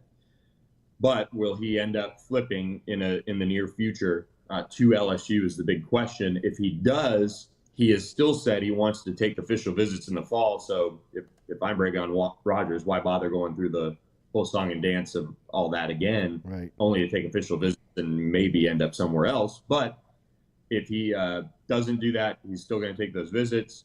I expect Alabama, Florida, Ohio State, some of those players to be involved once again, and Texas A&M. I mean, this is somebody that, a lot of people thought he was really locked in, and sometimes it does work out that you see decommitments, especially guys from in-state, nearby their programs to, end up back in that class. So LSU's going to have a battle on its hand.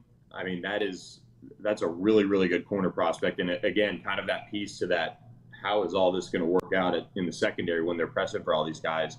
But he's a terrific prospect. I could see him, if he gets to LSU, being an instant impact guy, maybe a day one starter. I'm that high on him. He's got all the characteristics of being one of the greats. So they're going to continue to turn up the heat. If he makes a decision very soon, I think it's going to be LSU. But if he doesn't, they're going to be right in the mix for him throughout the whole process. But it's just going to be a little murkier as the fall unfolds and he gets closer to his next decision. Billy, another 5-star defensive back is Javion Taviano, who Tyrann Mathieu is tweeting at directly and quote tweeting some of his tweets. Got to be tough to tell LSU no when Matthew's on you on social media. Where does this recruitment stand with Taviano? Yeah, I actually saw him on Monday, and he takes the approach of a pro. I mean, really does. Like, from a mental aspect to the game and how he approaches his recruitment to just kind of how he carries himself in general. And then physically, he looks like, again, he should be in the league. Physically, I mean, he's just really ripped up and, very strong defensive back. And LSU is continuing to press for him. Robert Steeples is leading the way there on that recruitment. And he even told me that Brian Kelly's really starting to pick up the steam in terms of how he's recruiting him, which I think says a lot in terms of what they think about him. He's somebody that kind of goes along with this whole secondary class for the most part. He could play corner, he could play safety, and probably be really good at both. He is somebody that you can just kind of plug and play. I think he's that good. And LSU has had a lot of the buzz since the Bayou Splash. He's kind of toyed around with making a decision before his senior year. He wants to take his 4 remaining official visits right at the start of the season, knock them out, so then he can focus on Arlington Martin's state title run, trying to win a state championship before he goes off to college. And it's just going to be an interesting recruitment, I think, because you've got LSU, they've had the buzz. Texas A&M has long been considered the favorite, and I would still kind of feel like they're the more logical place for him to end up right now. But you also have all these kind of national schools, Oregon, Michigan, Ohio State, and then Texas is also hanging around for him as well. He has said he is not afraid to go out of state, but sometimes when prospects make such a big statement like that and kind of push that, it almost seems like maybe that, they kind of end up closer to home.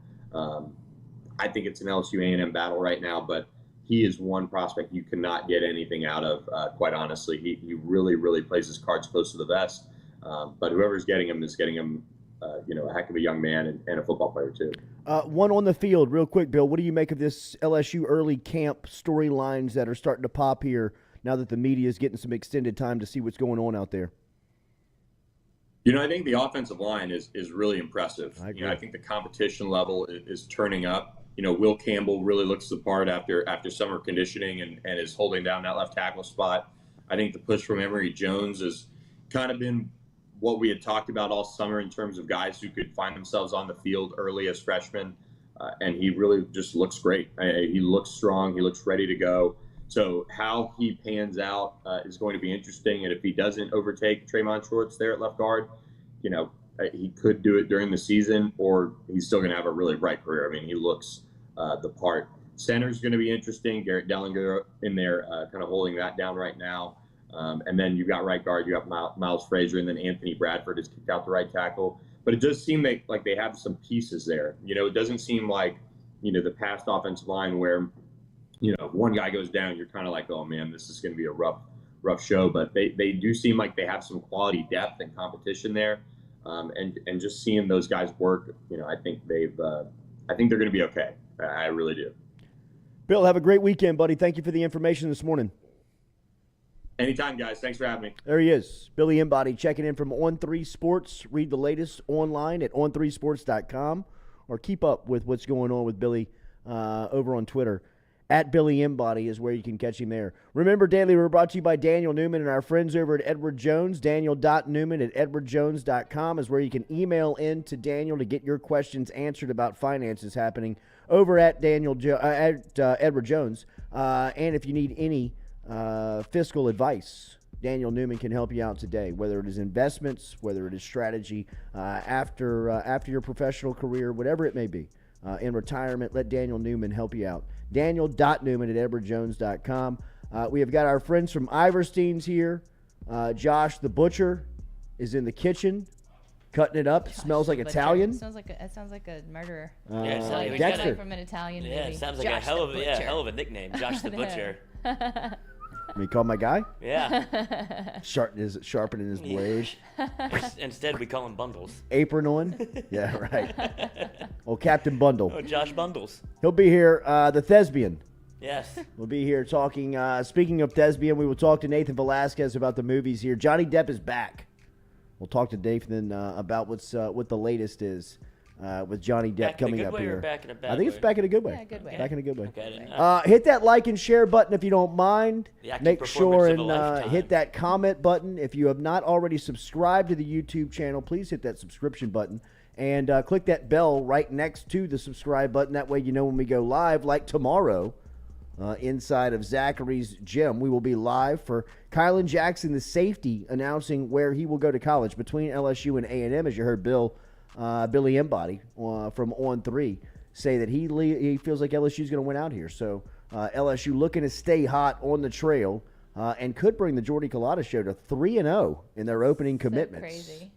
Let's keep it going. Absolutely. Keep this train rolling here. Yeah, it'd be a hell of a run to go on. But you stumble into something we don't know what we're really doing. That's but right. 3-0, you got to keep coming back. Feels good. Yeah, I'll keep playing craps if I keep. Right? Is this keep good? picking up chips. Yeah. This is good. This is good, right? Happy, This is right? good. Yeah. This is good. Am I winning? Yeah. All right, we'll be back with more of the Jordy Culotta score, Show, what driven does and that powered by mean? Go Is that Chevrolet.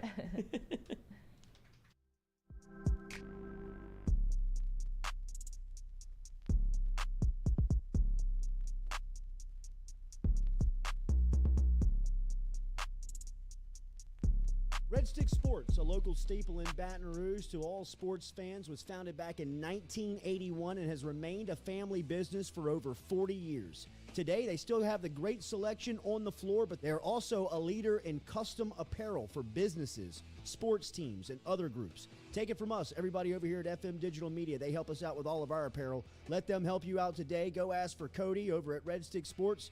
Check him out online at redsticksports.biz.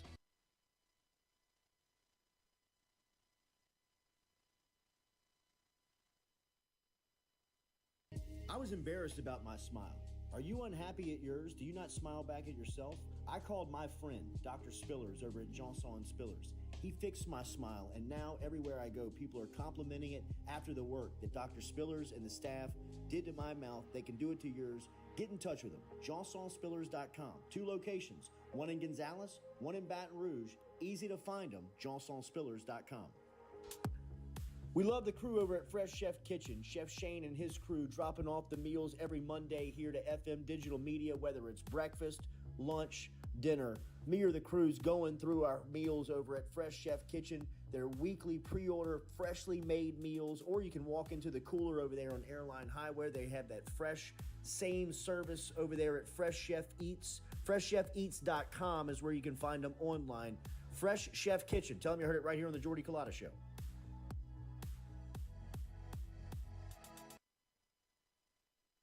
We're all from different places and backgrounds. We've each experienced our own versions of life, but in the end, we're all on the same team.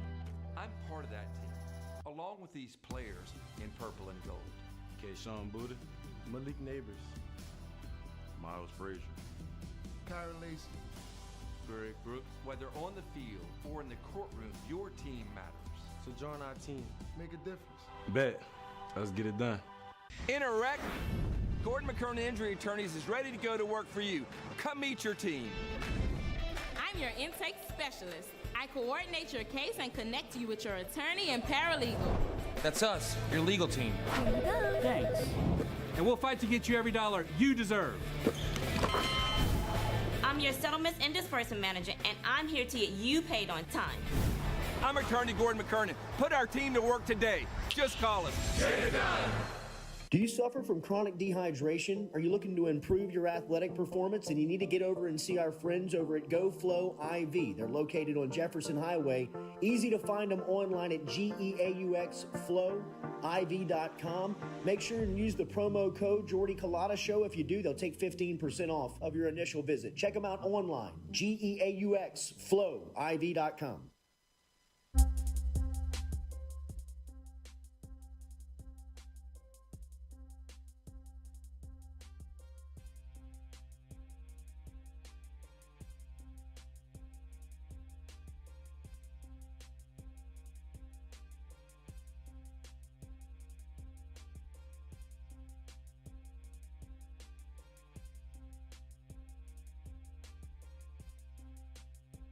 Here to the Jordy Culotta Show, driven and powered by Ghost Chevrolet. Make sure to hit that like button, share button, comment button before we get out of here at 9 a.m. this morning. We're going to talk to our friends from Iverstein's as they've got some Italian sausage spaghetti being served up here for breakfast on this Friday morning. Remember, all of your butcher bundles are online from iversteinfarms.com. Just click up on the top right of the butcher bundles to get on the mailing address today. Josh, the butcher, the thespian, will be here in mere minutes feeding us and telling us what the latest is from our friends over at Iverstein's. But let's go up to New York City to our guy, freshly engaged, off the market. Sorry about that, but it is Nathan Velasquez, our favorite. Nate, good morning. How are you, buddy? Oh, no. Italian sausage spaghetti. Yes. What is that? Sounds delicious. So it's spaghetti, right? Just with Italian sausage, and you're having it at breakfast. A little bit of red sauce. The meat. We're running out of ways to cook our meat here on Friday mornings, Nate. So we're going Italian sausage over the spaghetti here for breakfast on this particular Friday morning. But it's all compliments of our friends over at Iverstein's, the best butcher shop around. And the freshest meats. Sounds awesome. You crack an egg on it, it's breakfast. Yeah, why not? That's all you got to do. Little bacon. Yeah, a little poached egg on top. Nate Dogg, everything good? Everything good, everything good. Weekend's pretty chill. Weekend's looking pretty chill. They got this thing going on I had no idea about. It's called like Summer Streets. They open up like from Park Avenue all the way down to the Brooklyn Bridge. They block off all cars for 5 hours each Saturday for like a month. So you can just walk right down the street. I know no idea about it. I've done that but before. It's awesome. A couple of years ago, the same time of year I was there and did that, and it was so weird. It was really cool. It's so cool. It definitely feels freaky. It's about like after about 5 minutes, it's like, ooh, this is a bit. There are cops all over the place, but it's very cool. I had no idea. I had no idea about it. But That's when Nate gets nervous. Yeah, right. Heads up. Check your pockets.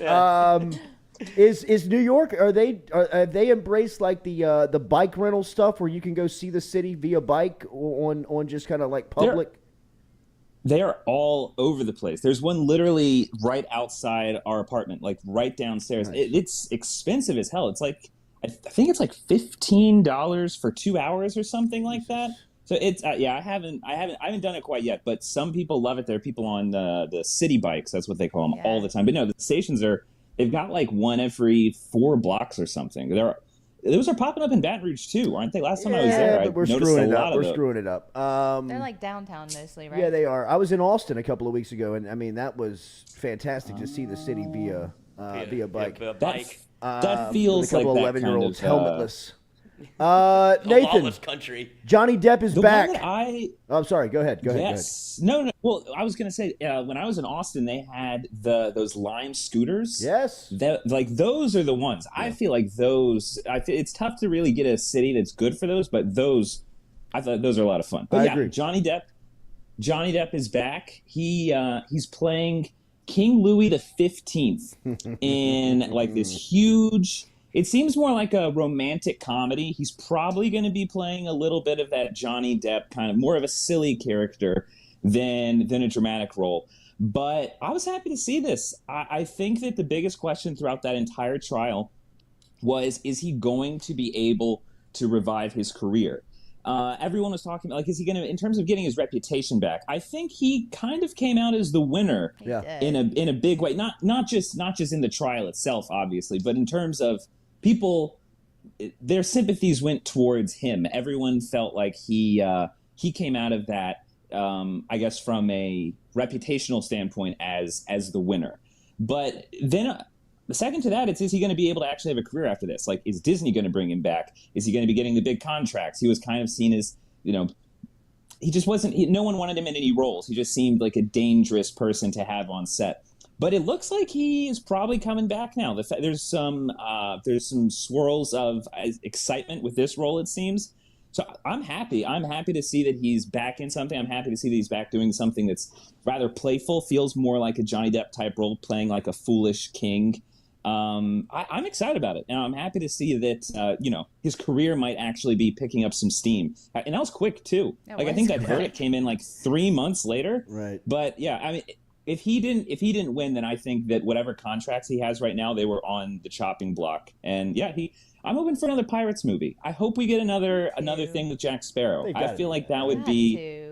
I mean, for as desperate as Hollywood is, this makes too much sense. Put Amber Heard as Johnny the Depp lead is female.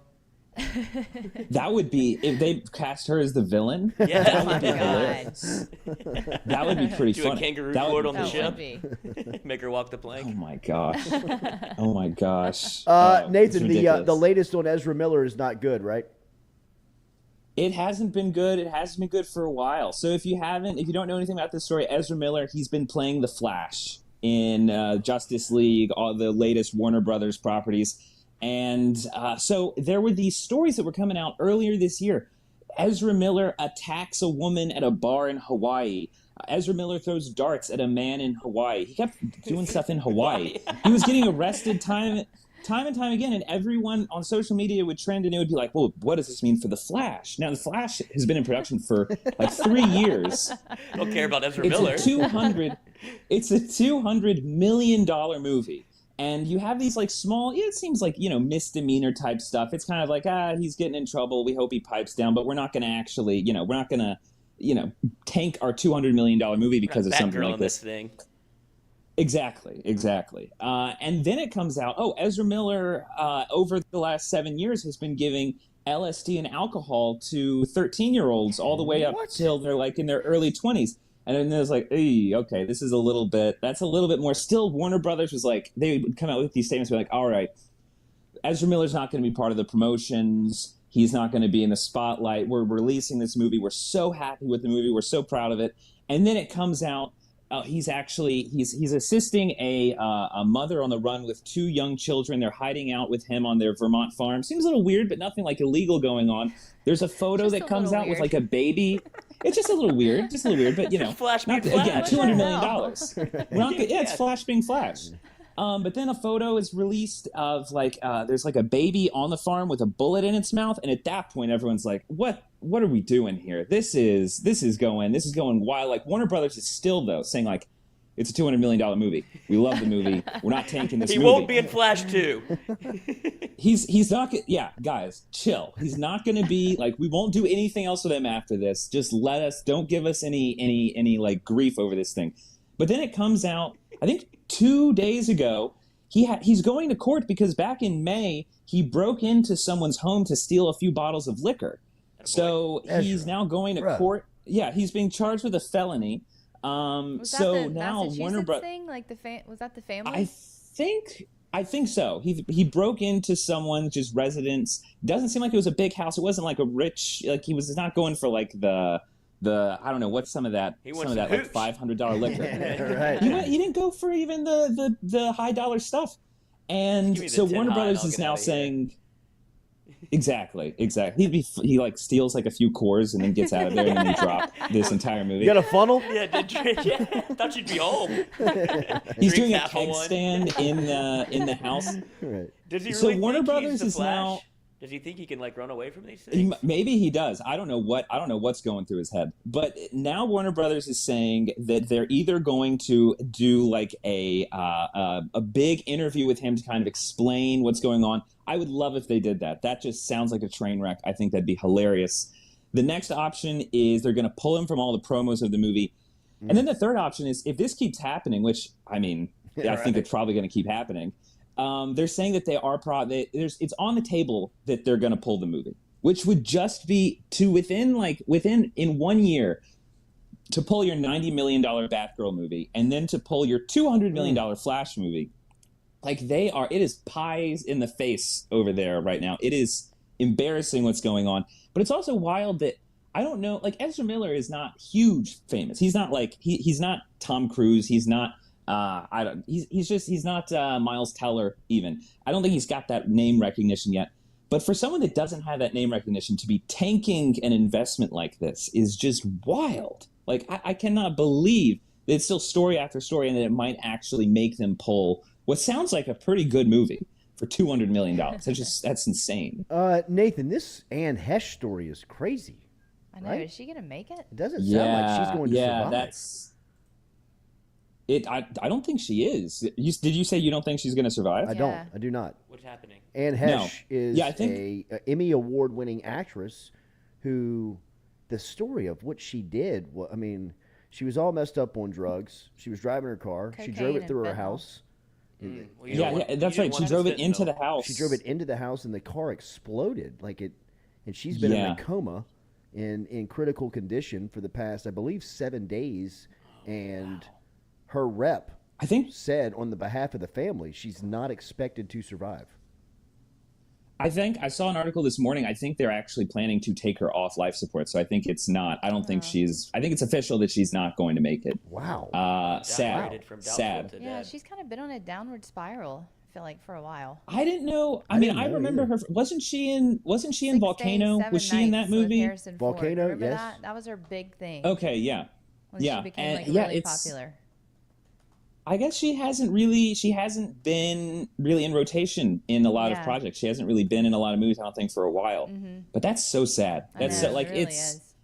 Hollywood is it's a sad town. Like it'll churn you out, and you'll be on top of the mountain, and then you'll just be no work, no one cares, and then you're out. It's depressing. I don't know how we don't get. I mean, know why we don't, but why we don't get more movies about the personalities there that just. I mean, there's a new Marilyn Monroe movie that's coming out. It looks like that's all that it's going to be. It's going to be a scathing look at how that industry just threw her out whenever she was of no use. Just it's sad. It's very sad. It is. Nate, what's your shirt about? I got to know. Oh, Birth Movies Death. It's actually I don't actually know if they're around anymore, but it was a movie publication out of Austin. They were part of Alamo Drafthouse, which is the coolest chain of movie theaters. They do the dine-in type thing, but they do it right. They don't. It's not like that. What is the one in Baton Rouge even? Movie Tavern. Yes. You watch out for that place. God, I know. I know. I've heard a lot. What are people They're laundering something up in there, man. Yeah, I know people were getting boozed up and started banging in the seats. Probably that. I was watching something. I think I was watching American Made, the Tom Cruise movie, and there was a couple who just ordered dessert after dessert, no dinner. They just ordered nothing but desserts. And then halfway through the movie, they skipped out on the check. No. And because it's easy to do. Yeah, I mean, right. you just, you're in the dark. They leave you alone. Yeah, right. Yeah, you just be like, yeah, gotta go use the bathroom, and you just leave. And so then the manager and the waitress were right there, like with the flashlight looking at us, and I was like, I'm never doing this again. This is a waste. But yeah, Birth Movies Death, they're associated with Alamo Drafthouse. They're an awesome theater chain. They've got they put out the blockbusters, regular fare, but they also will do they'll show Pan's Labyrinth. They'll do cool. those fun screenings of things like The Room, and everyone will kind of dress up, and you'll do Rocky Horror Picture Show. It's a cool a cool business. I forgot Anne Hesh was in Donnie Brasco. Oh yeah, that's right. Nate, she is. Disney is becoming becoming the superior streaming service, Disney Plus? I was not expecting this at all. The big story has been that Netflix has lost 1.5 million subscribers this year, and I thought they were ahead by a long shot. But Disney is apparently, they just passed them up. They announced this week they're 1 million subscribers ahead of Netflix now. Wow. Now that's if you bundle everything that they have. So Disney has Disney Plus, Hulu, ESPN. Yeah. So whenever you put all of that together, but still, Disney Plus is their big one. It's 153 million subscribers on that. But I think the big story with that is Netflix is just not the inevitable winner. They're gonna be at the top of the heap for a really long time. But Disney and HBO Max, especially if you start bundling, I think that's going to be the way that streaming is going to go. It won't be like individual platforms. You'll have it'll be like cable. You'll have one price that you pay, and then you're going to have you'll have a package of 4 streaming services. And I think that's going to have to be the way that you go about it. And any streaming service that does not have sports, I don't know why Netflix does not put more money into sports. But if you don't have sports, I don't think you have a snowball's chance in hell of winning the streaming wars. I mean, YouTube does it. HBO Max does not do it. Disney does it. Amazon Prime is doing it. I just don't think there's going to be a space in the entertainment industry if you don't have sports front and center as an option. And yeah, I would not have expected it, but Disney has it as a huge option. They have live TV with Hulu as a big option. And it seems like they're growing faster than Netflix is now, which I was not expecting. But Netflix might not be the winner in this thing. Did American television and Americans in general, did they just go full circle here with streaming, just making it so convoluted that essentially you're back to just having cable? It does feel like it's going to be exactly that. It felt like maybe it wouldn't be, because you have everything's behind a paywall. So maybe the consumer can, just fund everything. We don't want ads. But then it just becomes so competitive that, it's right back to the 40s and 50s now, that Netflix needs more money. So they're saying, damn it, we'll have ads. And now they're putting an ad tier that's coming out next year. Hulu has ads. So now, we're paying this. We're going to end up paying the same amount of money. It's just going to be, we'll look back on it. It's there was a cool period there for 10 years where you just had Netflix for $10. There were no commercials. For a second there, commercials disappeared if you wanted them to. But yeah, it's going to normalize. I mean, I feel like every industry does that. There's innovation and it's a brand new thing, but then after a while it'll metastasize and feel the exact same way that it did, 30 years before. But again, like that, the people that are at the top of the heap, Disney before, they're going to probably win in the next round. It'd be nice if Netflix stays around, but I don't know. I mean, it shows that they're not the inevitable winners of it, but they made the map of it, and they're going to help everyone else win. What are we reviewing this week, Nate? Are you reviewing? Yeah, the review dropped this morning of Bullet Train, and I was so excited for this movie. But I've got to say, it is a gigantic steaming pile of crap. I do not know what the hell Brad Pitt was thinking about other than the paycheck. No. And Brad Pitt normally, he had that article in GQ recently where he's like, I'm thinking about the end of my career. My career is coming to a close. I must end correctly. And then he comes out with something like this, which is just, with a movie like this, all you want it to be big, dumb fun. You want a very simple goal that these characters have, and then you want some really witty dialogue. You want some Quentin Tarantino dialogue. You want some Guy Ritchie dialogue. This movie craps the bed on all of that. The first 20 minutes are fine, but after that, it becomes lazy. Everyone is being. I'm so tired of movies where all the characters are just acting ironic all the time. Everyone is just so in on the joke, and it feels very, very lazy. And it's just not into it at all. And by the end of the movie, they keep doing these jokes again and again and again. The movie's got like 3 endings. It's just like, can we just end? Just finish this thing off. It's disappointing. If you're gonna go see it, I would say maybe just go see it in IMAX if you can catch it, because that'll at least be a bigger spectacle. But overall, probably better to skip. It's like a redundant version of Snatch on a train, and it's just not as good. Not as good. Nate, one listener question for you before we go. Jeff in Kenner wants to know: have you seen Sandman on Netflix? And if you have, what's your review on it?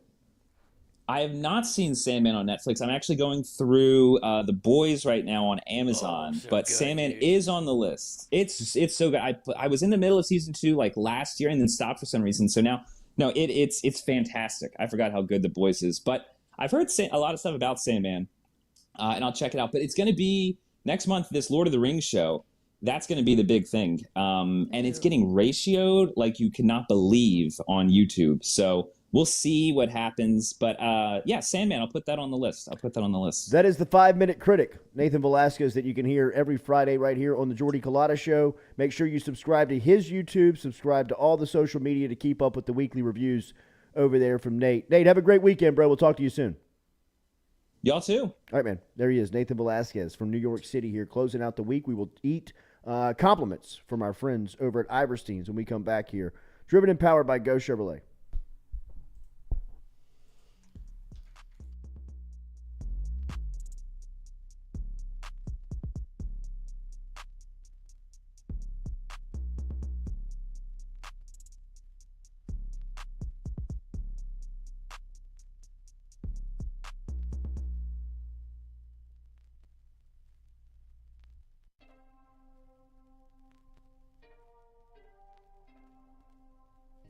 Embarrassed about my smile.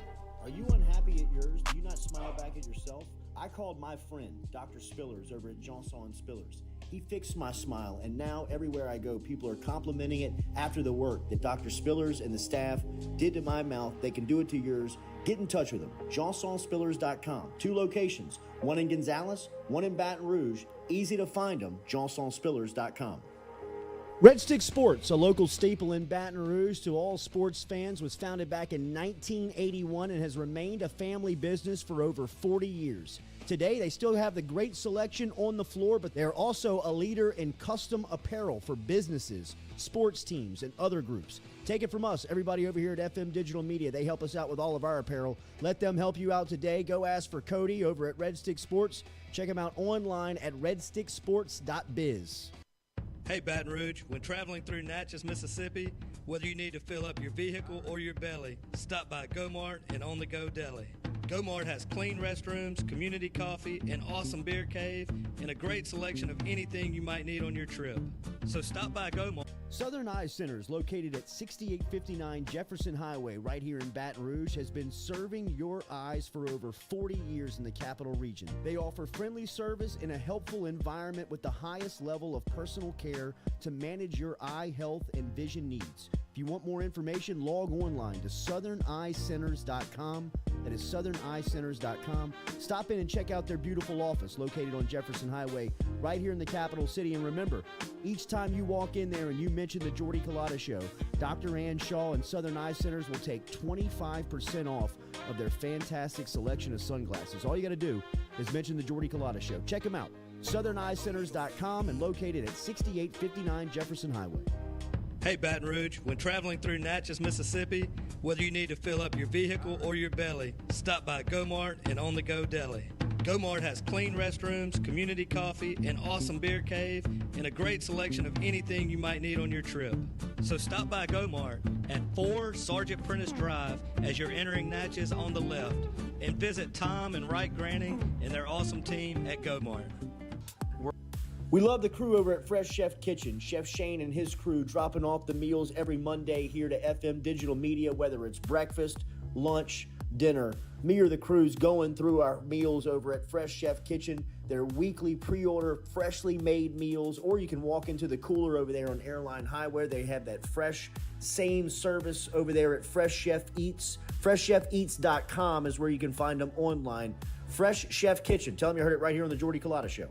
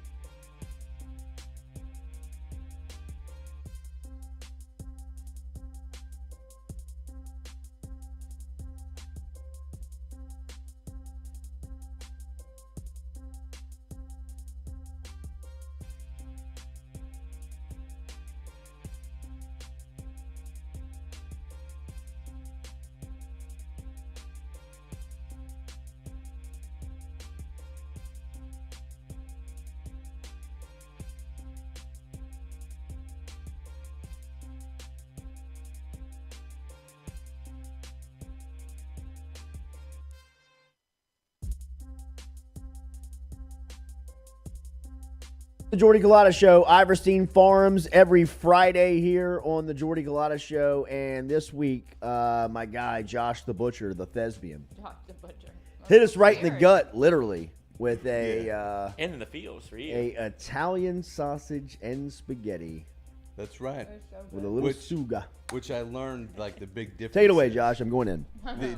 Dive in. I learned the big difference between red gravy and a meat sauce. So this is technically, this is a meat sauce. What's not the big difference? The meat. Oh. So I guess you should have known that, Katie. Yeah, It's our meat expert. Oh. Yes. But the meat, so the red gravy will be obviously meatless, but you make the meatball and put that on top. Okay. So kind of your standard. I'm not Italian. We're schnitzel, bratwurst, potato people. Oh wow. So I mean I love spaghetti and I love pasta, but What are you, German? yeah, Scandinavian. Kraut. Sauerkraut, getting ready. So I'm going to dive in because things that are new while you guys eat. Please.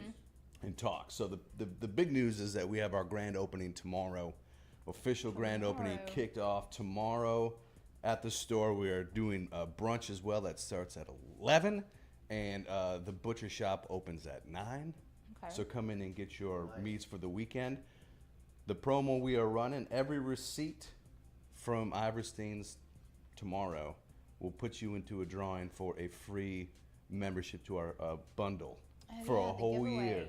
Yeah, so the giveaway. So I will come to your house once a month and give you the free meat. You'll come to my house and give me the meat? Yeah. Bundles is coming to your house, you see? Let me check David's schedule. You can cook steak. So swing by. We are. So this is. Oh, you're the steak guy? Yeah. This is our Italian sausage meat sauce made in house. Oh. We are doing grab and go. So just in time for tailgate season. Grab and go. This is spaghetti. What did it take me? I came in here. I made everything. What did it take me to do this? 15 minutes? Mm-hmm. Boil the noodles, essentially. Heat the sauce up because it's in our grab and go. Someone already did the labor of cutting the vegetables and then simmering it down for hours and hours, right? And then big pot, everything like that. So you don't need to worry about buying the meat, the vegetables, the seasonings, everything in there, ready to just be heated up at your house on the stovetop, and then David noodles. Can do that even. That's right. And I don't eat, like, I'm not even particular about noodles, like, whatever is in there. Since that's not like since it's not my thing, like, I will also just throw in like elbow mac if I need to fluff up the volume a little bit, like spaghetti. Eat some bow ties with the whole thing. Wagon wheels. But whatever you have, just throw it in there. So we're also doing chilies, which is going to be perfect. Our tailgate season, we're going to come out with a whole line of things for you to just kind of come in, grab and go chili. Grab and go. Yay.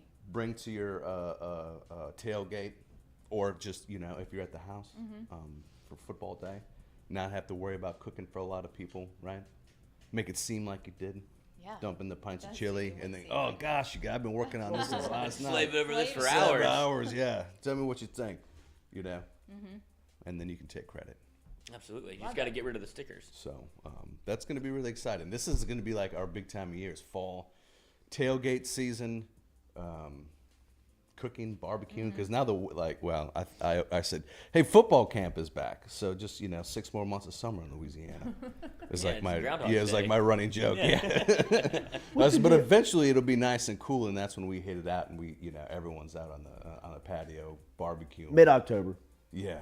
For me, it's like mid-December. Yeah. We're I mean, Christmases down here have been 100 before. Yeah, they've been pretty. It's pretty crazy because I go home to Minnesota and come back for Christmas with the family, and so it's like when we drive. Y'all drive? Oh my god. Yeah. You do the drive. I love the drive. What a god. Wow. I love the drive. We have. How long does it take you? That sounds miserable. What? I drove to Chicago. It's great. Don't do it straight through. I've done it straight through, and I learned my lesson. But I've got some best friends who live in Kansas City. Straight through. So we. How many hours is that? To Kansas City, about 12 with the dog. How many to Minnesota? About 24, 25. I've made that a few times. Straight through? Straight through, yeah. That sounds like the most awful thing I can think It is, actually. It will. I'm it good. will. And that's when I realized. I'm like, I'm going to take a little detour to Kansas City and stop. But, but we come home, it's like we're bundled because we just left, the Arctic. Yeah, you just start shedding along and then we hit. It's like just everything's just throw it out the window. Throw it out the window. Yeah. I'll never need this again. I mean, how do you go outside? What do you mean? November through February up there. It's fantastic. I love ice fishing. One of my favorite things. Really? Mm-hmm. So everyone has hobbies. I mean, it's kind of similar. You're like defending it. I mean, everyone has hobbies. That's right. Yeah. Place I to mean, put a some body. people are into meth, if that's your Yeah. thing. Yeah. Like, you don't have to go outside. I mean, you do go get it. Yeah. Yeah. So I mean, there are points which usually happen about February, which is like the coldest month for us.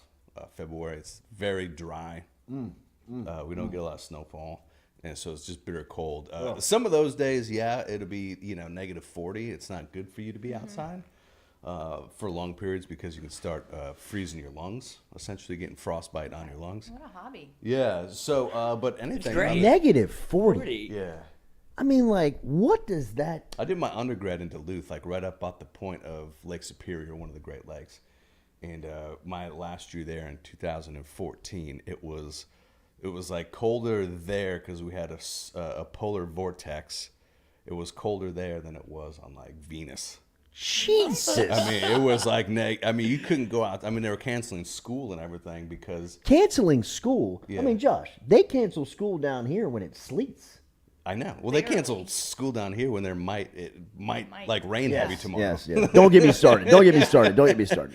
But I mean, like, they expect you to be at work at negative 20 degrees. Yeah, you can't you can't call in because I mean, everybody just knows how to drive in it. So you drive through blizzards. You might get into the office on time and leave early. How do you drive? How do you stop your car in a blizzard? Like chains? Do you have chains on the tires? No, not many people do. That's more of like a mountain thing. I mean, we have, for the most part, like snowplows and everything that run nonstop. And if it gets too bad, they issue warnings at night and say, hey, like, it doesn't make sense for us to plow and then for it to do nothing in 10 minutes. And are you still expected to be at work on and those you got to days? go to work. Yeah. How? So you just drive through it. Hell no. Yeah. But what if the snow plower can't move the snow? What do? You just drive through it. Do you get stuck in snow? Sometimes. Yeah, like, I've gotten stuck a couple do you times. sink in it or do you drive into it? You drive into it. I mean, your vehicle's heavy, so the light, fluffy stuff, the worst is when it's wet and then it starts. Right, and then because it it's starts blocks sliding. of ice, right? Do they and we salt have the roads all the time? Yep, salt. Yeah. Now it's kind of like a de-icing that they'll put over bridges and stuff like that. So would you have to like wake up early in the winter and like shovel your driveway to get out of it? Really? Sometimes, yeah. See, if I For all that much effort, dude, I'm just going back to bed.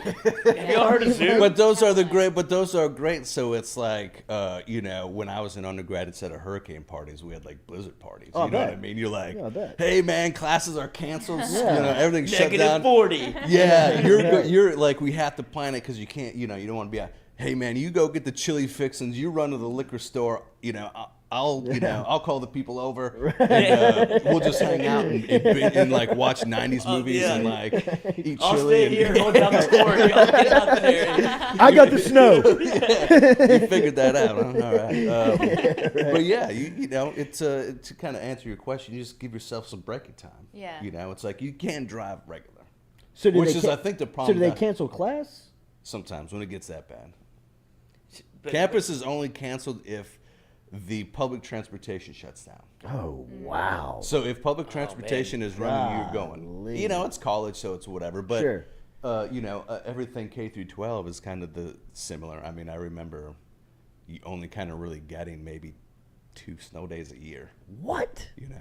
We get like 10 for flurries. Yeah, it's nice. And hurricane. And a rainstorm. And a rainstorm. I did. Well, I And still wants to remember. go to school, which Don't I'm let fine it with. thunder down here, Yeah. bro. I know, that's You're right. off for a week it's and a half. crazy. So yeah, you just wake up early. Give yourself the braking time so you don't just drive normal. Yeah. So you probably drive a little slower. Right. The big thing is I'm trying to also teach my I wife mean- this. You don't hit your brakes because any sudden movement is what will send you into a spin. A spin. So you don't slam your brakes. Well, you wanna don't lay out even you don't even whip the wheel. You can't whip the wheels. You got to gradually turn, and you don't want to excel while you're turning because Little fishtail out. yeah. So you want to when What's you know. the craziest spin you've done? I mean, I was in a car in Colorado where I knew I was going to die.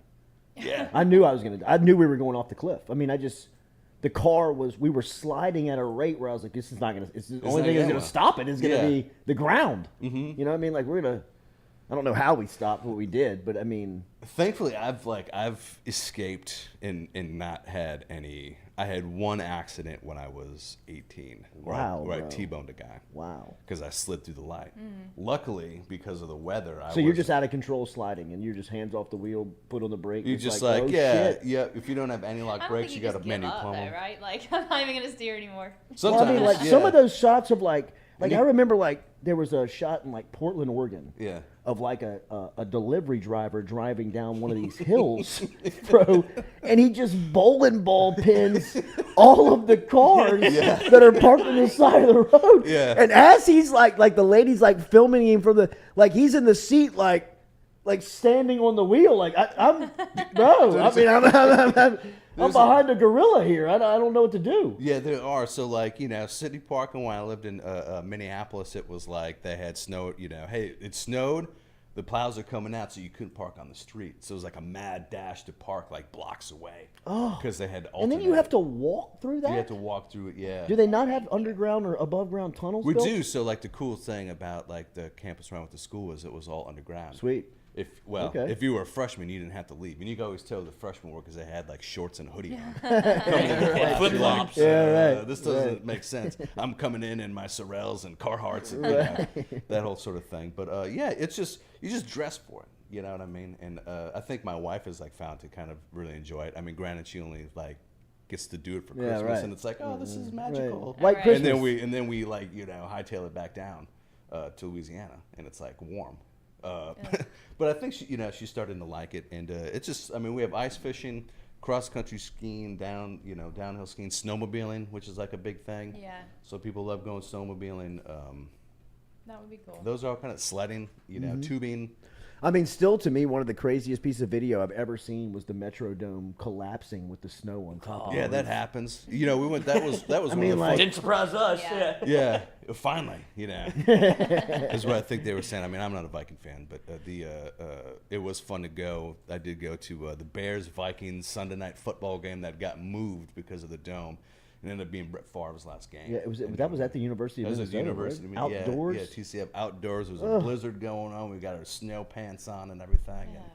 Ice skating. So hockey, like that's a big thing. Yeah. I spent, we live on off of a lake, so make a little ice rink every year for my wife. And do a little ice skating. And fire pits and have fires. Like I hang out there. My wife is like, okay, you're a little nuts. Because I'll get out there, we'll have a bonfire. My brother and I will sit out there and we'll just catch up because we don't see each other for twice a year.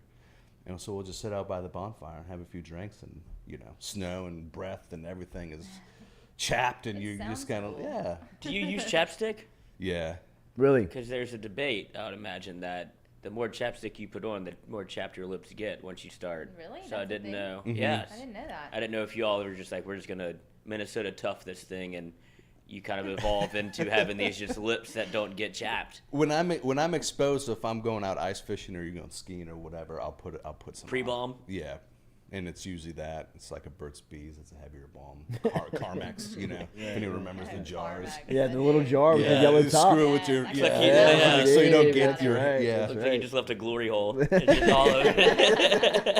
just all over. How's everybody doing? Not as good as you. Yeah, where have you been? But man, it's gotta be. It's like it's always the same. That's not ice fishing. I went from one. Next time I come in, I got pictures on my phone. We'll try to figure out a way I can show you some pretty groovy pictures. Yeah. But it's like the same thing down here. It's like, who wants to be outside right now? That's really? very true. So y'all look at the See, and heat. he loves it. Y'all are polar So opposites. y'all of each look other. at the heat. Oh, like it's just. I die. It's funny. My family laughed when I was coming down here because I lived in Georgia once, and it lasted about 6 months because I was like, the hell with this. Yeah. It's a sauna. Might have been a little bit more than that, but yeah, it was like I need to take like 3 showers a day. Right. Yeah. This is messed up.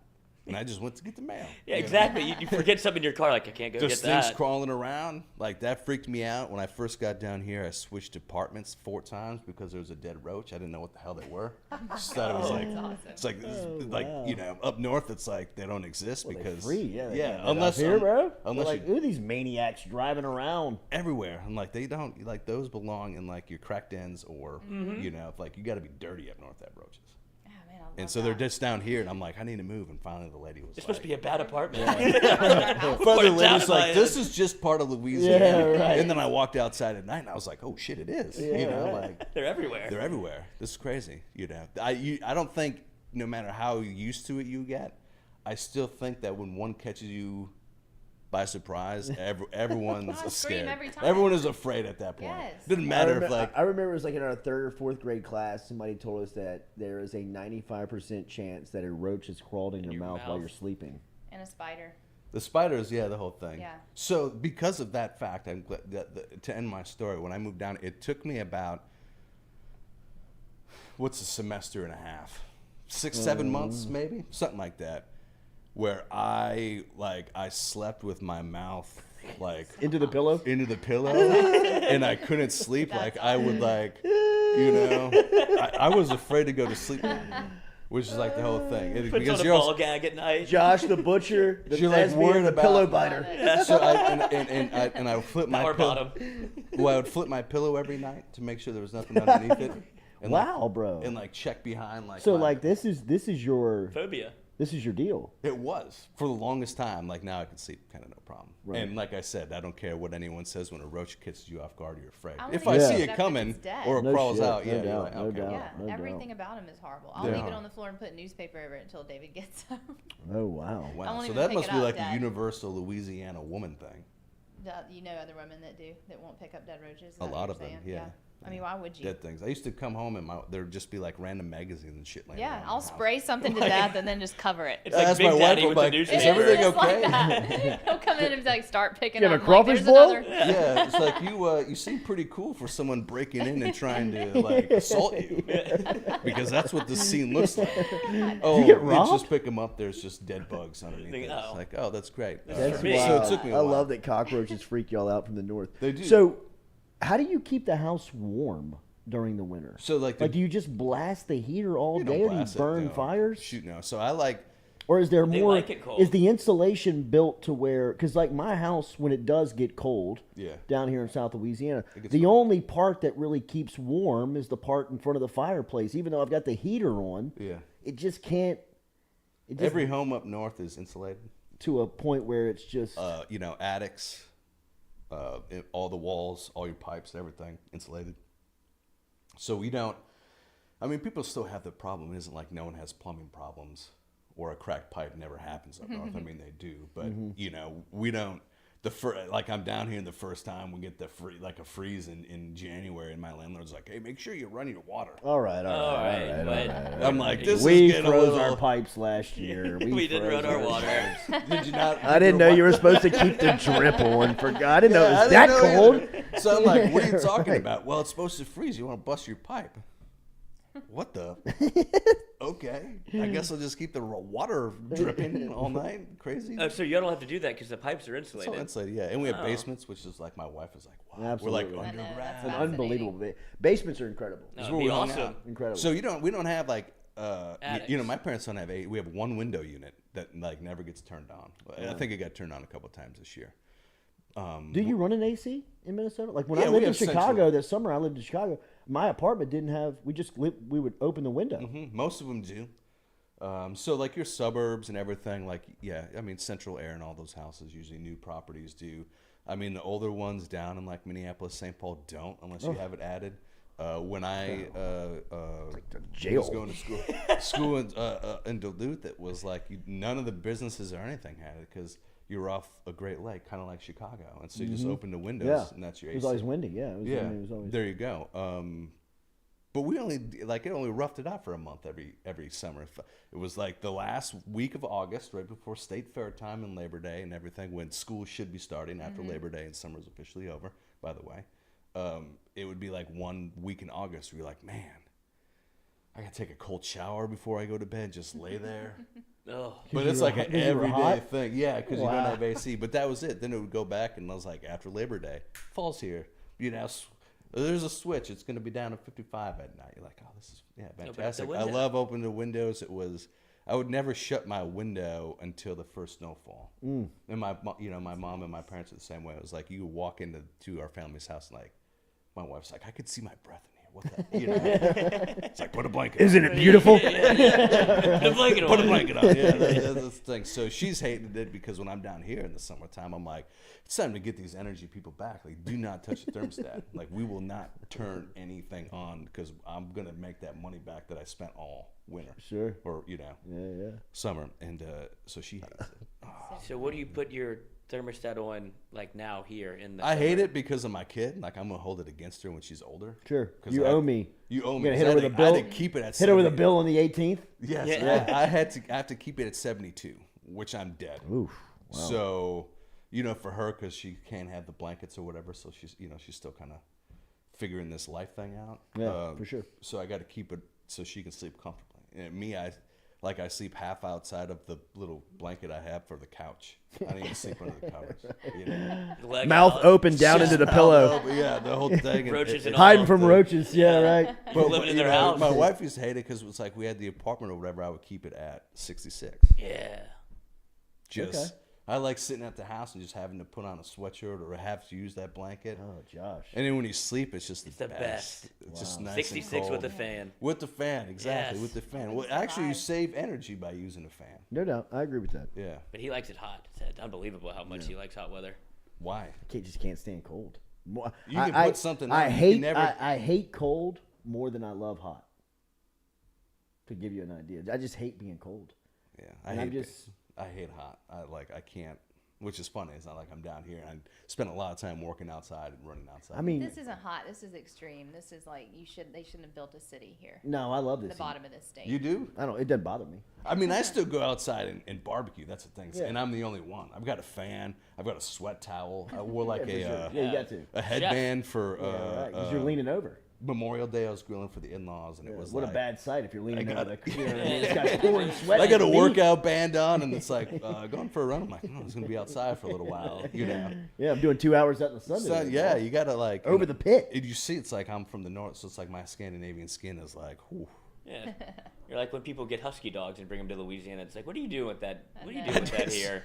So yesterday I was finishing building an entertainment TV stand for the house. Sure, he was. And so I was doing that outside, and my wife comes home after work, and she goes, "Oh, you get sunburned? You look sunburned." No, I was under the carport, and it was raining, you know, like all day. I was under the carport. Nope, this is just me sweating. Just turning red. Just turning red. I'm doing construction. Everyone's like, "Are you all right?" Yeah, like, hey, wait, he needs to sit down. It's like, I'm fine. Perfect. I get it. Yeah. Actually, the Yankee needs another break. He's about to die. Needs a break. Yeah. This man's sweating like it's raining outside. Just through everything. Yeah, it's pretty crazy. But oh man, for everyone, I still can't get over 40 below, and they expect you to go to school. Yeah, it's all good. It has to get to a certain temperature to where you're like, I don't even feel anything anymore. Like it's just cold. It's just cold. Cold is cold. Yeah. You know, people say that. Oh man, it doesn't get that cold. It must not get that cold for you down here. Well, 19 is still cold. Yeah. But see, that's how I feel. I mean, I'm more equipped to be out there and like, you know, not effing cry about it. Right. Yeah. Cargo shorts. Exactly. And a dry fit. Up north they would. You know, up north it's like in April, the first time it hits 50. There's like, you always see some jackass with the shorts No on. doubt about it. It's like, come on, Yeah, bro. right. That's why there's memes about us. Yeah, Help us out. Calling everybody soft that has a jacket on. Exactly. Well, I think it feels nice out. Yeah, right. Yeah, cold is cold. Like, you know, hot is hot. I mean, this is definitely a different hot, because when I go home in the summertime now, it's like I'm running around playing catch, playing baseball, and it's like 97. Everyone, they're like, we're dying. It's just like, this is nice. Yeah, right. This is nice. Come take a trip back to the Sahara with me. Yeah. Oh man. Yeah. They.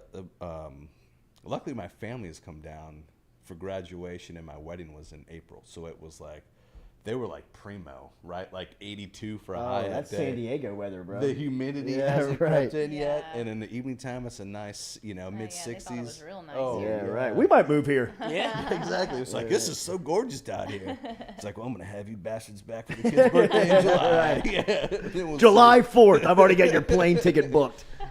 Josh the Butcher from Iverstein's. You can also hit up a bundle right now at iversteinfarms.com. Make sure you let them know that you heard it on the Jordy Culotta show. Go see the Thespian. Go see our guy. I'll be there tomorrow. I'm going to be having out samples of sausage, kind of grilling some things up. I'll be there with the computer if you want to sign up and have questions about the bundle. But again, every receipt from a purchase at Iverstein's tomorrow will enter you into a drawing to win a butcher for a year, a bundle for a year. Oh, you win a butcher for a year. You get a butcher for a year. Yeah, almost slipped there. Jeez, oh crap! Come over and cut all your roaches up. Hope you like the air down low. Any movies? We working on any movies right now? Anything active right now? It's just a lot of auditioning, which is good. Okay. That's cool. Okay. All Which right. is very, very like. Anything we're keeping our fingers crossed for? You don't want to speak it into existence just yet? I try and speak things into existence. Okay. What part do we want? What have you auditioned for that you want? You know.